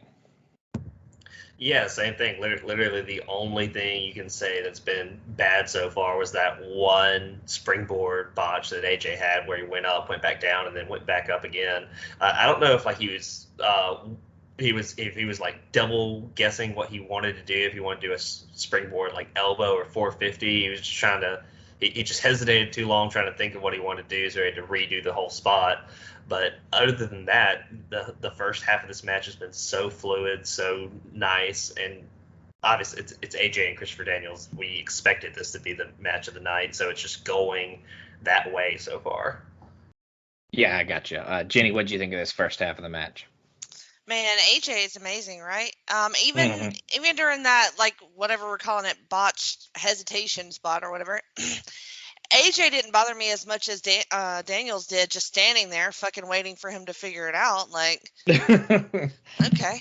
But other than that, like you guys said, like, it's a war. A lot of who's going to get that first pin. The only thing is just the commentary is just murdering it. Like this is like okay, I already know, I'm already worried about the time limit draw because I hate time limit draws. And so I'm like, okay, well, try not to think about that and just think about the match. But they can't, in the same way that the wrestlers have to pace this match in the 30 minutes, I think the commentary team needs to figure out how to do that at some point as well, because their points are repetitive all the time, and they're just screaming them just nonstop. and the boys are doing the fucking work. Like, you don't need to tell me all of this, and it bugs me to no end in a fucking match like this. It's unnecessary and bugs me. But other than that, that's a really good point. Mm-hmm. Yeah, they were in like extra cocaine mode in this match, and they didn't need to worry about the two guys pacing themselves. They needed to worry about pacing themselves. I thought that West was going to stroke out. He probably almost did, honestly. He's like immune, like he's free. Yeah, I mean, it's like he shot something up before this match and was just like constantly just like. He drank a fucking 4 monsters before this match and was like, oh yeah, I'm gonna really go at it in this one. Yeah, but a very good first half. Lots of limb work, lots of focusing on a body part. I really like that part. They both kind of focused on a different thing. But yeah, great wrestling in this first half. But to start the second half, Daniels kind of, after he gets the fall, kind of gloats and then continues to really hammer the ribs. As Daniels continues to gloat while he's attacking, Styles kind of starts to get some shots into the gut, and then he actually hits a backdrop. He goes for another arm drag, but actually gets caught in an abdominal stretch. Styles eventually breaks out of the abdominal stretch, but immediately gets flapjacked onto the top rope. Daniels then continues to work over the ribs and back and goes for a back suplex, which Styles actually reverses and then hits a handspring back elbow, which I thought was a really cool move to pull out. He kind of did the Tajiri kind of handspring elbow off the ropes. I thought that was really cool. Daniels then is up first after this move, but Styles actually hits some big kicks and some big forearms, and then does a little fireman's carry onto the knee. I thought that was a pretty brutal looking spot. He then nails the phenomenal forearm, but I think he only gets 2 off of that. Daniels then ducks another discus clothesline and actually hits Styles with one of his own inverted DDTs, kind of the move that Styles does. So it was kind of cool to see somebody else hit that on Styles because he always usually does that in all of his matches. So it's cool to see somebody else pull that one out. But Daniels then gets him back up and hits a Blue Thunder Bomb, but that only gets 2 as well. So Daniels is really trying to get that second fall, kind of trying to put it out of reach for Styles. But they both trade suplex attempts, and it leads to eventually to AJ nailing the Pele kick out of nowhere. Which that's when Don West just goes in like overdrive mode. He loses his mind when he hits that Pele kick. But back on their feet, Styles starts to really nail some rapid fire punches and goes off the rope. But Daniels catches him and nails a Samoan drop. Daniels then goes for the best moonsault ever, but actually ends up landing on his feet. Styles then nails a roll through German, which I thought was really cool, and goes for a back suplex, but it actually gets reversed. Daniels then goes for the last rights, but Styles actually breaks out of that as well and hits an Angel's Wings of his own. So he stole Daniels' move, kind of like Daniels had stole Styles' move. But Styles only gets 2 on the Angel's Wings. Styles then starts to go for the Styles Clash, but Daniels runs him into the corner Daniels then goes for a back suplex, which Styles turns into a schoolboy roll up, and he actually gets a fall with that. So he gets a schoolboy to get the second fall, kind of out of nowhere. But I'll just continue through the rest of the match. After that fall, Daniels immediately nails Styles with a clothesline and knocks him to the outside. He rams him into head first into the ring post, which was an absolutely brutal sounding spot because it was a sick thud when his head hit the post. But AJ's bleeding after that. He's bleeding pretty profusely. But Daniels then rolls him back into the ring and tries to pin him, but only gets 2. He starts nailing some pretty vicious headbutts and strikes to the wound on his head. Daniels then nails a big STO, but that still only gets 2. More repeated strikes to the head, another 2 count. An Angel's Wings attempt is blocked, but they actually kind of act like he can't pick him up because Styles is so weak. Styles breaks out and starts nailing some big punches.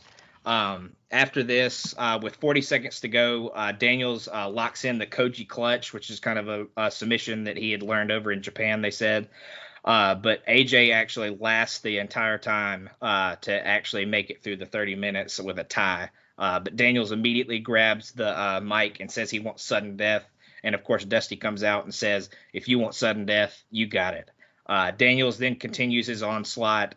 Daniels then puts AJ on the top rope and goes for a Hurricane Rana, but Styles actually blocks it.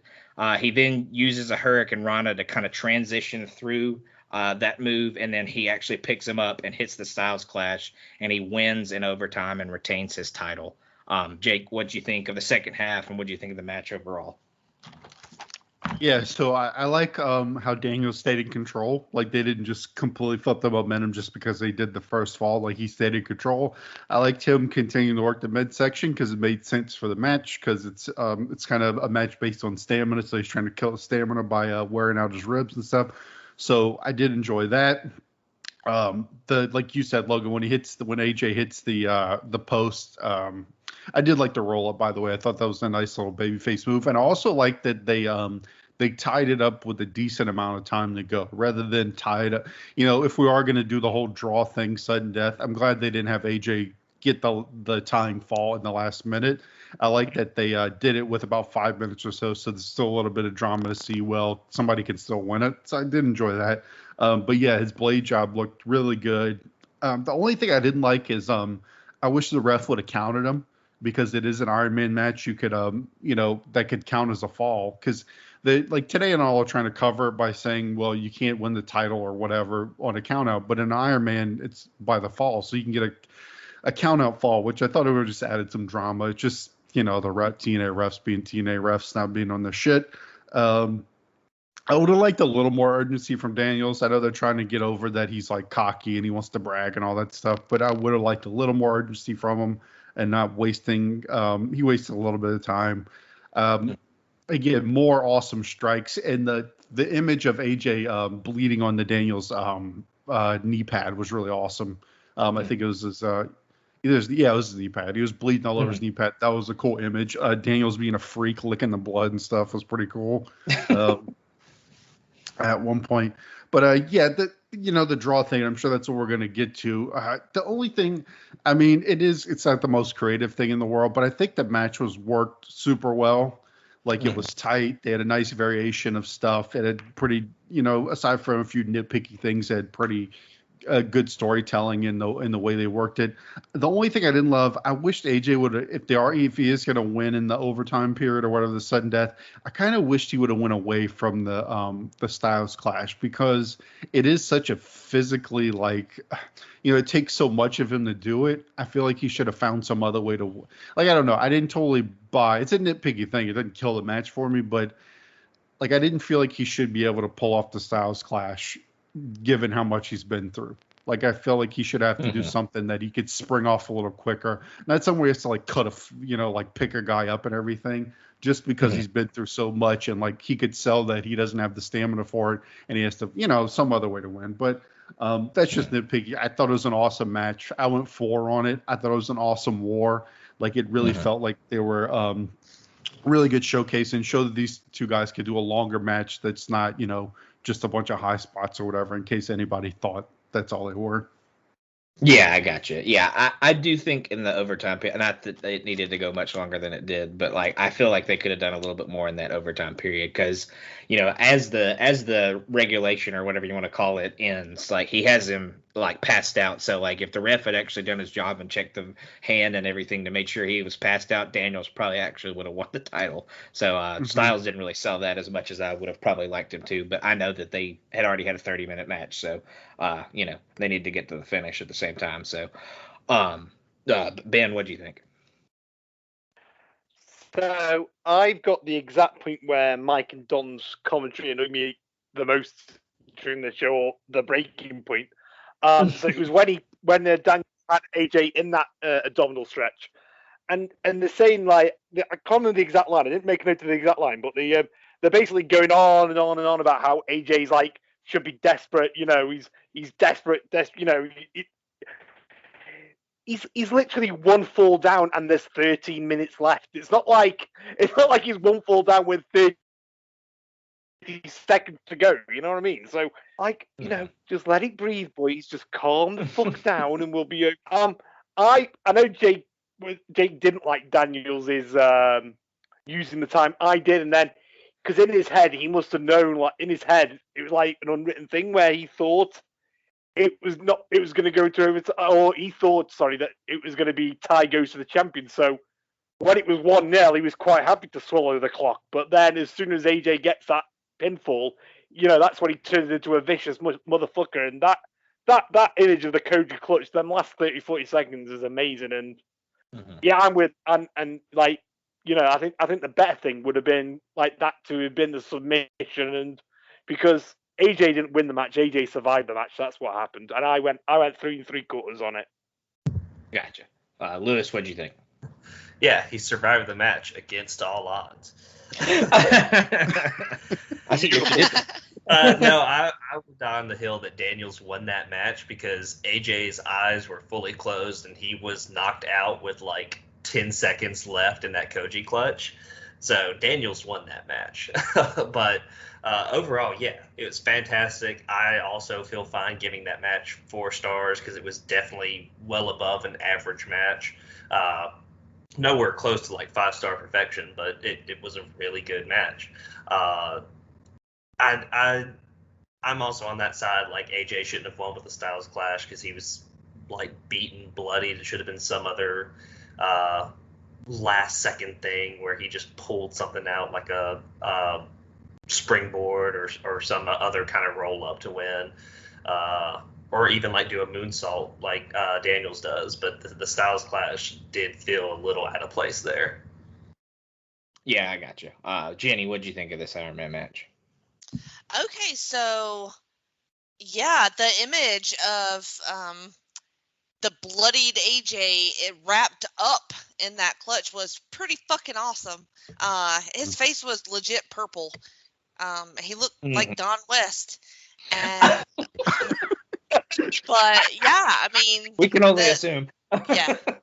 So yeah, that I would agree that Daniels won that match, and I was relieved though to not have a time limit draw. Quite relieved when he insisted on the sudden death, which I think is awesome. I think no way should you ever have a time limit draw. Anyway, correct. The Clash. See, now that's interesting that you guys brought that up because as much as I do love that move, I had the same note that the Clash was like he could barely even get it together. Daniels had to basically feed himself into it. Like it was not convincing, and not in the way that you want that finisher to be convincing. So, but still, I mean, it's fucking like you said, a war and awesome stuff by both of these guys. I love the blood. 3 3/4 stars. Gotcha. I'm gonna go with Jake. I went 4 stars on it. I thought it was like I said, an absolute war. I love the sudden death. I kind of wish it had lasted a little bit longer. And like y'all, the Styles Clash at that point in the match with him bleeding and just being completely worn out after 30 minutes is kind of less believable. So maybe if he had hit, maybe stolen another one of Daniel's finishers and hit the best moonsault ever or something. Or like another Pele kick would have been pretty sweet. Desperation Pele kick. to knock him out. Yeah. Just some other brutal kind of move that doesn't revolve around him like lifting the guy that he's obviously can't lift at that point. But yeah, I went 4 stars on it. Thought it was great. And we talked about this in the group chat. I think the biggest disservice to this match was making it the Ironman match. If this was a 2 out of 3 falls match, I feel like that would have fit this a lot better because they don't really have a rivalry to this point where the Ironman match was warranted. So that kind of hurt it a little bit, having such a big stipulation on just a match. Yeah, exactly. And I feel that way about a lot of Ironman matches. That's kind of what we talked about in our group chat today. Like, a lot of matches that are Ironman matches don't really warrant it. There's just kind of some way to kind of extend the storyline, especially in like modern day WWE now. But a lot of those matches could like benefit from just being 30-minute matches, but like being 2 out of 3 falls or something like that. If they could just wrestle for 30 minutes and, just have something like that, especially if it's going to be 3 falls like this ended up being, it was 2-1. That was the final score. So, you just don't put that time limit restriction on it because it makes the commentators go absolutely batshit anytime anything goes crazy, and it makes them kind of oversell it. So, but yeah, the Iron Man stipulation just kind of is a wonky one. I enjoy some of them, but it's a lot of the time it's just kind of makes the match kind of not make as much sense as it could have. But yeah, like I said, this one's a war. Daniels and Styles are 2 of the best to ever do it. So 4 stars for me. But after this match, we go to the back. We have Jarrett come out of his locker room. He asks his lawyer if he got the job done and got the stipulation changed. And he says no, that he hadn't, that he tried everything he could, which is absolutely not true. He kind of just bitched over whenever Dusty said that wasn't going to change. But Jarrett says he'll take matters into his own hands, and by any means necessary, he's going to walk away with the title. But we'll go straight in from there and go into our main event, and it's going to be Kevin Nash versus Jeff Jarrett. They show a little video package before it, like all the other matches, which was a great way to kind of catch you up. But they do the bullet points because this is a world title match. The first one is Nash says that the NWA title will equal cash. Just kind of talking about how being the champion gets you the most money, and that's kind of Nash's motivation. By any means necessary is the second one. It's kind of talking about what Jarrett just said. He's going to win by any means necessary. He's going to do whatever he has to do to keep the title. And the last one is the guitar, kind of talking about how if Jarrett uses it, he's going to lose the title and he's going to automatically be disqualified. But to start the match, there's a lot of stalling by Jarrett. He kind of, wants to avoid anything to do with Nash kind of going at him. Nash eventually catches him with some big strikes. He hits some really big strikes to start the match, gets him in the corner, nails his big knees and elbows that he does.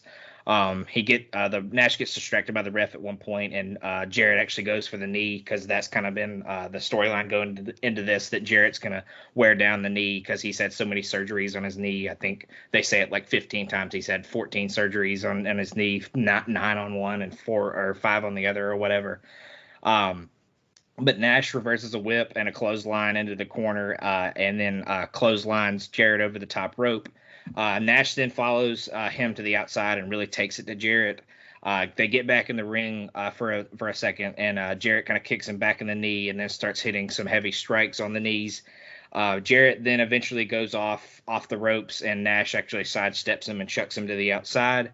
They then battle into the crowd and even go backstage where the overflow crowd is. I used heavy quotation marks on that one. But Nash ends up just kicking the shit out of Jarrett in the back and actually throws him into what I called the catering table, which was like the saddest little table with like 3 or 4 things of food on it. So it was a very sad little catering area that TNA had back there. But Nash then uses a chair to kind of bludgeon Jarrett, and he chokes him with it. They then battle back into the arena. Nash exposes the concrete, but Jarrett actually gets a low blow in on him right in front of the ref, but no disqualification is called. So, they've been breaking the rules the whole time. So apparently there's no disqualifications in this match. You just can't use the guitar. But while Nash is down, Jarrett brings out this giant case, and inside he has a cello. So to work around the guitar spot, he actually gets another instrument, and he has a cello, and he goes to use it, and it actually falls apart. So this actually might win the Great Value Award for the night, because this is a Great Value cello, because it absolutely just crumbles when he starts to bring it out of the case. But he eventually grabs the top part and kind of drives it into Nash's knee to kind of wear it down a little bit more. He then puts Nash in the ring and kind of wraps his knee around the post a couple of times. Jarrett then uses the case, which is like made of duffel bag material, so this would in no way hurt at all. So I don't really know what he was going for. But he even slams it around his knee, so it apparently hurts and hurts Nash pretty bad. So Jarrett then continues to the knee work and locks in the figure 4. Nash eventually gets to the ropes and Jarrett breaks, but he continues to work the knee, just wrenching it around and really, really bending it in the wrong direction. Nash then breaks out by constantly dropping the leg across Jarrett's head, kind of bashing him with his leg to break out of the submission. Nash then nails a big boot and a sidewalk slam. He then hits the snake eyes and then goes for it once again, but Jarrett actually slinks out and chop blocks him. Jarrett then gets the cello again, but gets low blowed. Nash then grabs it, but Rudy Charles actually won't let him use it, even though Jarrett used it earlier. So he kind of drops it and goes for the jackknife, but while kind of hoisting him up in the powerbomb, he takes out the ref. So then he ends up actually hitting the jackknife powerbomb onto the cello, but there's no one to count. Out of nowhere, Billy Gunn comes from the crowd and nails Nash with a chair. But Nash actually kicks out at 2 once Rudy Charles recovers. Rudy Charles is still kind of selling the shot from the powerbomb earlier. And then Six Pac comes out and actually ends up helping Nash. And he hits the Bronco Buster and the X Factor on Jarrett. Nash then covers Jarrett, but he kicks out at 2 as well. Gunn then grabs the belt. But BG James actually comes out and takes it away from his old partner in WWE. Nash then takes out Gunn. Jarrett then grabs the belt and uses it, but again only gets 2. He then hits the stroke and again only gets 2. Jarrett goes up to the top, but actually gets caught in a choke slam. But he kind of knocks the ref away and hits yet another low blow, and then he finally hits one final stroke, and that gets him the win. So, Jake, what did you think of this main event? All right. Oh, that finish was a fucking mess. I'll just say it. Yeah. So the cello thing, it's like so goofy. Like it's so ridiculous, and it obviously falls like they had to have the most gimmick cello because like a cello is like an insanely big instrument. Like it's a huge instrument. Like if you hit somebody with a cello, like Jeff Jarrett wouldn't be able to pick up a cello to hit somebody with it. It would be too heavy. But it's just the stupidest like goofball way to get around the stip. Like, it's like what a kid would do or something. Like, oh, you said I can't use a guitar? Well, here's a cello. It's so dumb. And then like you said, the no DQ just not established at all. But then the stupid refs are taking it away from Nash for no apparent reason. Like, it's like he's just reached his limit. He's like, wait, now you can't use the cello. So, and the thing about this match is like they look like they were like Nash looked pretty motivated in the beginning. Like they're going for a pretty standard, like, oh, he's gonna go after his knees, like. But they just, it's like they go to the well too much. Like, you got to go in the crowd and then go in the concession stand thing. You got to have the cello. You got to have 40 million run. It's just like too much bullshit. Like, can't we just pick maybe a few bullshit things to do? Why do you have to do all of them? Why do you have to have like 5 run-ins? Why can't you just have 1 or 2? Like, it's just too much. It just derails the match. You just feel like you're not really watching a match anymore. You're just waiting for, oh, let's see what the next thing that's going to come in and do. And then Jarrett wins again. It's just, I don't know. Like, it was kind of entertaining just in how much nonsense was happening. But it just you kind of just lose focus on it because X-Pac with his, like, ridiculous outfit. He looked Those like pants were insane. Did you ever watch have any of you ever seen the Pickup Artist that used to play on VH1? That's what he looked like. Yeah. That guy who would wear like leopard cowboy hats and stuff. Yeah. That's what X-Pac looked like. But just, and like we have no idea what any of these people's motivations are. It's just like they want us to just get excited because like, hey, I know that guy, and so that's supposed to make me entertained just because like, hey, I've seen X-Pac before, I've seen Billy Gunn, so this is cool. And it's like, Not really. Like, I don't know why they're here. I don't know what their motivation is. It's just too much. I want a 1.5 just because the beginning was all right, and there's there's some pretty entertaining nonsense through it, but it's just, I don't know. It's just a fucking mess. They really had me, and then they brought out the cello and just fucking ruined the match. Yeah. So it was going okay. It was like, yeah. I love the brawl. I love them going around the arena, and then they brought out the fucking cello, and everything just fell apart and was awful after that. Ben, what'd you think? So, quick question. I can't remember if you mentioned it in the last episode. Can anybody explain to me why Kevin Nash is a face in all this? Because he's literally, he's just going on about money, and he's facing this guy who's so proud to be the NWA champion and is going all around the world. But oh yeah, I know why, because it's fucking Jeff Jarrett and he sucks. That's why. Yeah, and he dyed his hair to good guy color hair. Yeah, this is just typical Jarrett Gaga, just like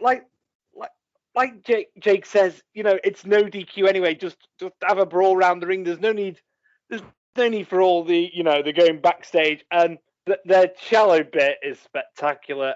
Yeah, I love it, and I love it for all the wrong reasons. As for the run-ins, yes, you've got X-Pac's ridiculous pants. You've also got that wonderful T-shirt that Billy Gunn wore just to remind you about Mr. Ass. That was lovely. 99 called again. And then of course you've got when BG comes out and Mike decides to shout about that group known as DX. That group, because they're such a they're like the Truth Commission. You kind of forget about them. They're kind of small league, But yeah, I went 1.5 for the whole thing because it was just, Sean, as Sean Kidd would say, it's literally just punches and kicks. Mm-hmm. Jake, what'd you go on it? I don't know if I heard you say it. I went a 1.5, same as Ben. Yeah, I got you. All right, Lewis, what'd you think?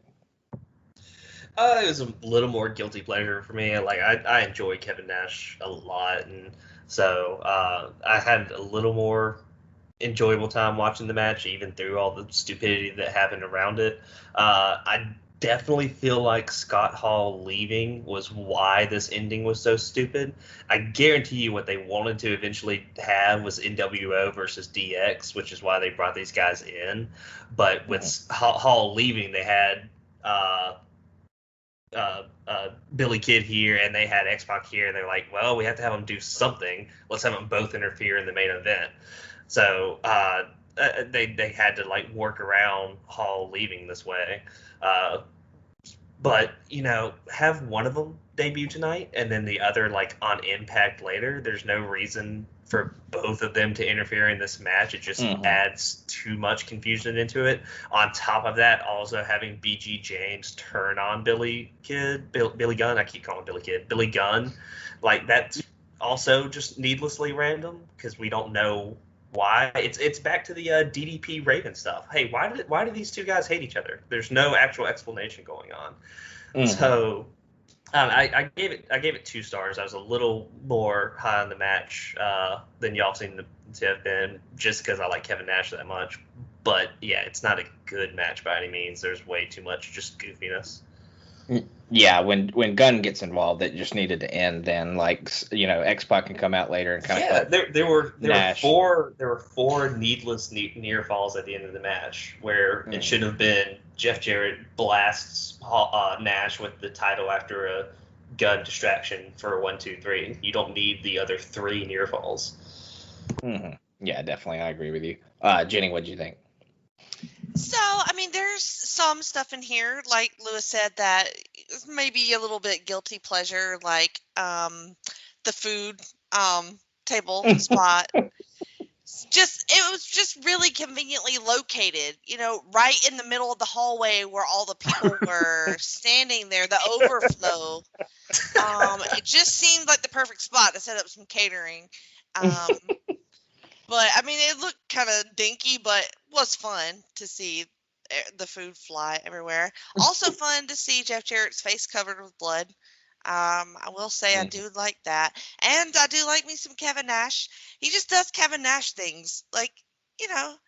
It's it's fine. I mean, it's really fine. But they lost me at the end. I mean, the cello thing, I was losing it. But they lost me at the end with weird near falls and then weird pants coming in. And I'm like, everybody's popping for this guy and popping for this Weird guy. pants. And I'm like, okay. I mean, nobody's shocked. I mean, this is what happens in TNA. Like, you just get these random run-ins at the ends of shows, like on every single pay-per-view, I guess. But so I'm gonna split the difference. I'm gonna do a 1 3/4. Yeah, I got you. I'm gonna agree with Ben and Jake. I'm gonna go 1.5 on it.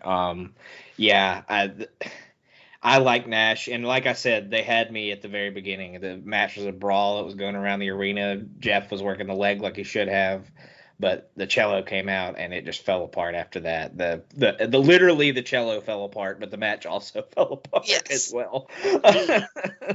But yeah, I'll go 1.5 like those guys, and yeah, just too much interference at the end. It could have ended like 3 moves before it did, kind of like Lewis said. So. Just another Jared. Go ahead. It's not even like creative interference, I think, too, is the problem. Yeah. It's just like they literally just run in, hit a move, and leave. Like, they look like there's nothing real interesting, you know? Yeah. And they look like goofs because it doesn't work. Like, interference, if you're going to interfere, it's supposed to fucking work. Right. I want to put that blame on Scott Hall. Yeah, it's like I want to give him the benefit of the doubt and say it's Scott Hall's fault for leaving. Yeah, it's all Scott Hall's fault. Yeah, he's gone now, so we can blame everything on him. Nice. I'm blaming Jarrett. Yeah, I'm still blaming Jarrett because Jarrett's title hog and can't get rid of it. I'm not saying Nash is a guy that should beat him, but like he needs to lose the belt soon, and I know that that's not what happens, so I'm kind of pissed about it. But Jenny, I'll stick with you. What did you think of the pay-per-view as a whole, and what would you score it out of 10? Okay. It's too long. I mean, oh my God.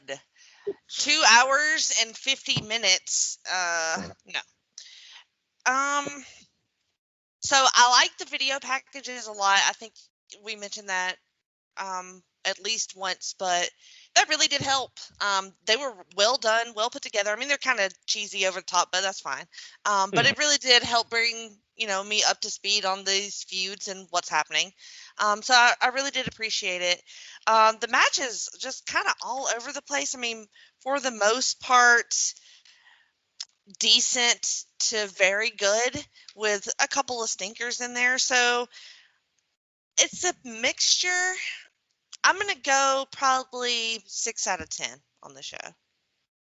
Yeah, I got you. I think that's a pretty fair rating for sure. But Lewis, what would you think on the show as a whole, and what would you score it? I think for the most part, the matches are very average. We did have like 2 above average matches, and the Ironman match definitely stands out as the match of the night.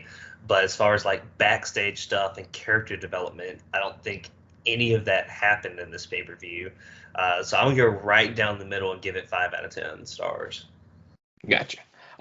Ben, what'd you think? I'm going to split the difference. I'm going to go 5.5 out of 10 because for every pretty good AMW tag match, for every pretty good Ironman match, you had, Hammond Mania 05 and that shit show of a main event.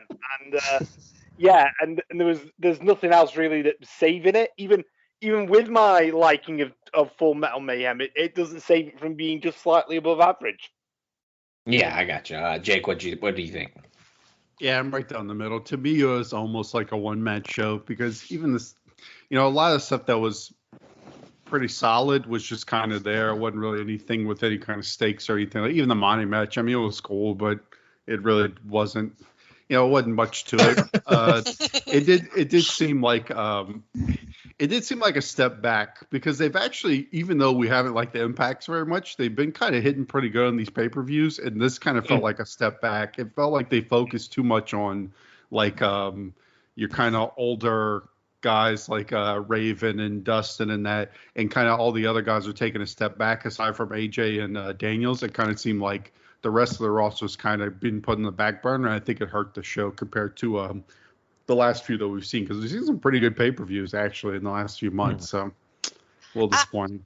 I will say real quick before we wrap that up that I like the look of the show. I like the shape of the ring, which is unusual, for me. I don't usually get to see that. And I like the camera work from the back of the tunnel and how they show them emerging from the tunnel. And all the smoke, the lasers, and the presentation. It looks fun. Like it's a fun looking show, and also commentary actively heard it. Yeah. West and Tanae were fairly bad all night. I'll definitely agree with you there. But yeah, I completely forgot you've never seen the six-sided ring, so right. I forgot to ask about that earlier. But I think they're really good at that kind of stuff, like you're talking about, like showing the tunnels, them coming out, and kind of doing the smoke and the lasers and all that kind of stuff. Even after their very first show, they had a pyro thing go off at the beginning of the show, and it was really great value looking. But ever since then, they even do pretty good pyro. So, but yeah, the presentation, the video packages, all that stuff, they've got that stuff down. And like Jake said, most of the pay-per-views we've watched since we kind of gotten out of the monthly ones have been pretty good, or middling to or above average to really great. We've had quite a few good shows so far. But yeah, I'm kind of with Ben. I think I'd go 5.5 out of 10. I think it was a little above average, but there was a lot of stinky stuff in there. But the Ironman match, and I enjoyed Full Metal Mayhem pretty good. So I think it was a fairly good show, but it's definitely in the lower tier of what we've watched so far. But we'll go on to our awards from here. I'll stick with Jake. Who did you have as your MVP for tonight? MVP, I think I'm going to go with AJ pretty easily, because I think I was a little more impressed with him in the Ironman. I got you. Ben, who'd you have as your MVP? I'm gonna go for Abyss, because I expected AJ and Daniels to be pretty damn good, and I wasn't expecting to see a good match out of Jeff Hardy, and I think that's all down to Abyss. So I'm going with Abyss. Yeah, don't give any credit to Hardy. I'm just playing. Lewis, who'd you have as your MVP? I also want to give it to Abyss for winning the Full Metal Mayhem and a shot at Jarrett in the future. Gotcha. Jenny, who was your MVP? I'm going to go AJ on this one. Yeah, I kind of copped out. I went with AJ and Daniels. I thought they really busted their ass, and they were both really great in that one. I'll give it to Daniels since everybody else gave it to AJ. But I thought both guys were really great in that match. And Daniels won the match. Yeah, I was saying Daniels technically won the match, right? Jenny, who'd you have as your LVP? Oh boy. So I'm gonna go Jeff Hammond on this. Can I do that? Yeah, yeah. All right. He's definitely the least valuable player for sure. Yes. Lewis, what'd you have as LVP? I'm actually going to give it to Team Canada, because for the second pay-per-view in a row, they've all lost their matches. Mm-hmm. Absolutely. Yeah, that's a good point. Ben, who's your LVP? Jarrett. Absolutely. Just get off, please. Jake, who's your LVP? Jeff Hammond, for sure. Yeah, I got to go with Hammond. He was pretty worthless in that match, and he has no business being in the ring at any point, or at this point for sure. He's in a celebrity match, and he's not a celebrity, so it's not good. Plus, he shafted us on an interview, so fuck that guy. Piece of shit. Match of the night, I'm going to assume everybody picked the Ironman match. Is that correct? Yes. Oh, yeah. Okay. Moment of the night. Jake, what'd you have for moment of the night? I think I'm going to go with Don saying that that Dustin's leg was asleep. No, I'll probably go with AJ hitting the post in that blade job. I thought it was no, him in the Koji clutch. Sorry, bleeding. Yeah, that was the best. Mm-hmm. I got you. Ben, what would you have as moment of the night? I would either go for that or the Greco-Roman throw by Abyss with a flat back bump. Oh yeah, that was pretty brutal. Lewis, what'd you have? Yeah, I'm also going to go with that image of the Koji clutch and AJ's blood just dripping down on Daniels' knee pad. Yeah, I got you. Jenny, what'd you have? Well, I think hands down it's got to be when Jeff Hardy climbs the ladder for an empty envelope.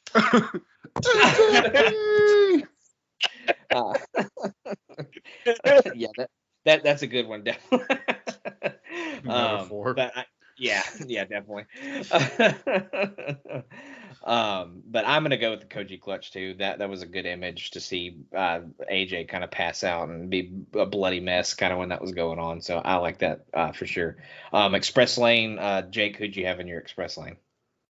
I'm gonna go with my main one will be Daniels because I think he showed that he's fully established himself as a singles guy and can hold up as a top X Division guy after he's left Triple X. I mean, the others would be kind of our typical guys that we have in there. Not too many people out of the ordinary. I mean, AMW, but they're kind of always awesome. Mm-hmm. Yeah, I got you. AJ, etc. Yeah, I got you. Ben, who you have in your Express Lane? AJ and AMW are always on the Express Lane, like Jake says. So I'm also going to go with Daniels because this match he proved he was the equal of AJ. You know, he was the driving force behind that match. And I know I keep saying it, but I am going to shine a little love on Mr. Nero and Abyss as well. I gotcha. Lewis, who'd you have in your Express Lane tonight? I'm actually going to give it to Skipper for beating Petey Williams, one of the more recent X Division champs, and getting himself most likely into that Ultimate X match. Yeah, I got you. Jenny, who would you have? Who did you think looked like they were trending up tonight? Who would you have in your Express Lane? Kind of echoing you guys. AMW, Daniels, and Abyss. Yeah, I got you. I'm definitely going to go with Daniels and Abyss. Daniels, obviously, like we said, seemed like he won the match a little bit because it seemed like AJ passed out and Abyss really showed out and got himself a world title match. But Jenny, I'll stick with you. Exit Lane, who do you think was kind of like trending down, or who did you think looked really bad tonight? Jeff Jarrett. I would go also BG James. And Dustin and Raven, sadly. Yeah, I got you. Lewis. Probably, like I said with my least value player, Team Canada. They're really starting to trend down. Something needs to change or happen with them. Gotcha. Ben, what do you think on Exit Lane? I'm not going to be quite as bad as Sean, but Jarrett, Dustin and Raven, like I say, just terrible match. Just, for two guys with that experience, it should be a lot better. And sadly on the Exit Lane is going to be Kaz. And as always, fuck Conan. He didn't even do anything there. His presence was felt, so. Jake, who'd you have in your Exit Lane? Yeah, pretty much all the same. I don't have anybody new, the same cast of characters. But I'm going to not put Jeff Hardy, who's normally in there, because he was okay tonight. There you go. Yeah, Jarrett's the absolute one that absolutely has to be in there. And Dustin and Raven, like I said, that match was kind of rough. So definitely those two guys deserve to be in there as well. Our Great Value Award, Jake, who'd you have as your Great Value of the night? I'm going to go with that Great Value cello that was made of sawdust. Yes. Ben, what was your Great Value? I've got two. I've kind of figured out where the wail at the beginning of the Dustin Rhodes music, what it's finally reminding me of, and it's Great Value Sloth from the Goonies. That's exactly what it is. And my other one is Billy. That's it. The other one is Billy Gunn as Great Value Mr. Ass from 1999. He's copying himself. He's a man formerly known as Billy Gunn. He's not fucking Prince. Lewis, who did you have as your Great Value tonight? With that legal advice, I'm going to give Jeff Jarrett's lawyer the Great Value Rudy Giuliani of the night.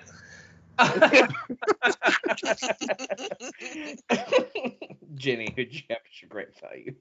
I thought I had another note here, but it wasn't as good as the cello, so I'm going cello. Yeah, definitely great value cello. If I was going with a thing, if I was going with a person, I'd go with the narrator as great value Mufasa / James Earl Jones. Oh yes. We have a Larry's great value Ghost Rider, generic Ghost Rider shirt in the opening. That was pretty brutal as well. But I want to thank Jenny for being on the show with us. We really appreciate you coming on, do this show with us. And do you have anything you would like to plug tonight? Well, thank you guys. I had a blast. I can't believe it took 28 fucking episodes to get me on this show, but I do subject myself to my own TNA show, so I guess that's good enough. I didn't want to overwhelm you. Yeah, I appreciate that. My TNA show is called TNA Never Dies. It is on the North-South Connection podcast feed. We just had a little bit of a scheduling issue, but we're back very soon with new episodes. And also very soon returning to that feed will be the Extreme Three-Way Dance going through ECW. That will be coming back in August. So excited about that one. And then right here on the Place to Be Nation, you can hear me on PTB NXT and talking WCW. Gotcha. Yeah, I was just saying, listen to all of Jenny's shows because they're all great, and she's awesome on all of them. So definitely listen to all those. I could be nice. And sometimes. Twitter, at Jenny Physician on Twitter. Yeah, I know I can be a dick on the Saturday night calls, but I'm mostly nice some of the time. Mostly nice until you're savage. mostly nice sometimes. Yeah. That's Lewis's appraisal for next year. Ben, what do you have to plug? I'll plug the shows that we don't do together, Logan. There's a new episode of the Special Relations out this weekend. British internet strikes all three of us. It's a shit show / great listen, depending on how you feel. And there's also on the Place to Be Nation pop feed a new episode of Telling Tea with me and the wonderful Miranda. And you can catch me on Twitter at BenL1981. All right, Jake, what do you have to plug tonight? Well, real quick, I want to ask Jenny Jenny, does this have you looking forward to the next 40 episodes of TNA Never Die?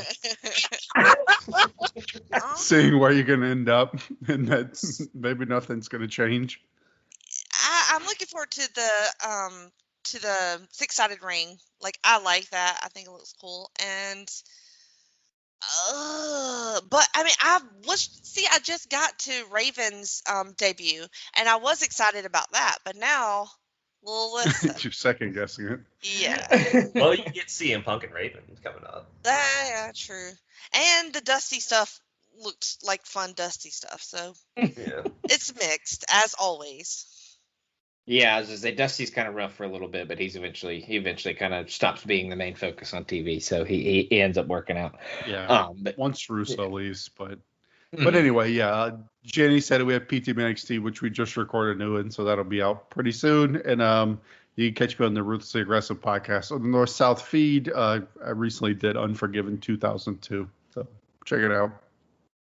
I got you. And I just listened to the latest Grooney episode on that one, and I was laughing because he was like, he would ask you what your score rating was on something, and he'd be like, "Oh, well, I didn't think it was that good." So yeah, he's a brutal rater. He's a tough judge. Yeah, fucking savage on that show for sure. But Ben, I implied that we have a lot of shows together, which we do. We have Chicken Salad Wrestling. We did Great American Bash 1999 on our last episode, and I believe we're doing Bash at the Beach 2000 for our next one. We do wrestling or the Popcorn Chicken Salad as well. We just watched Top Gun, and we obliterated the female lead in that movie for almost the entire 2 hours that the movie lasts. So that was a ton of fun. I think we're doing Euro Trip on the next one of those, so that one should be fun as well. And from Squared Circle to the Silver Screen, me and Roger just did Man on the Moon with Jim Carrey, when he kind of played Andy Kaufman and lived out, or kind of showed what Andy Kaufman's life as a stand-up comedian was like. So that was a very interesting movie, and we had some interesting takes for sure. Such a good movie. Oh, absolutely. But yeah, like I said, I appreciate Jenny coming on, and we will see you next time.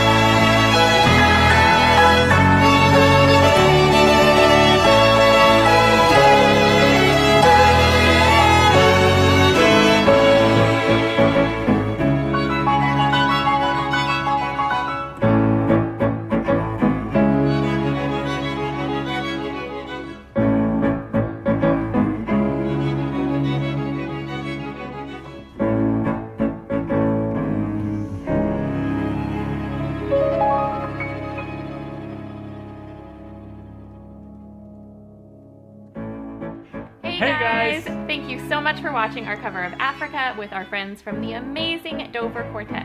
We were so excited to work with Dover again. We've said this before, they're one of the greatest string quartets in the world, and we had so much fun working with them. While they were in the studio, we also had them play Boreden's famous Nocturne.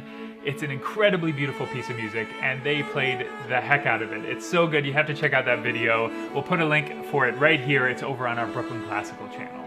And don't forget to like and subscribe, and also hit that notification bell so that you can find out whenever we have a new video. Thanks guys.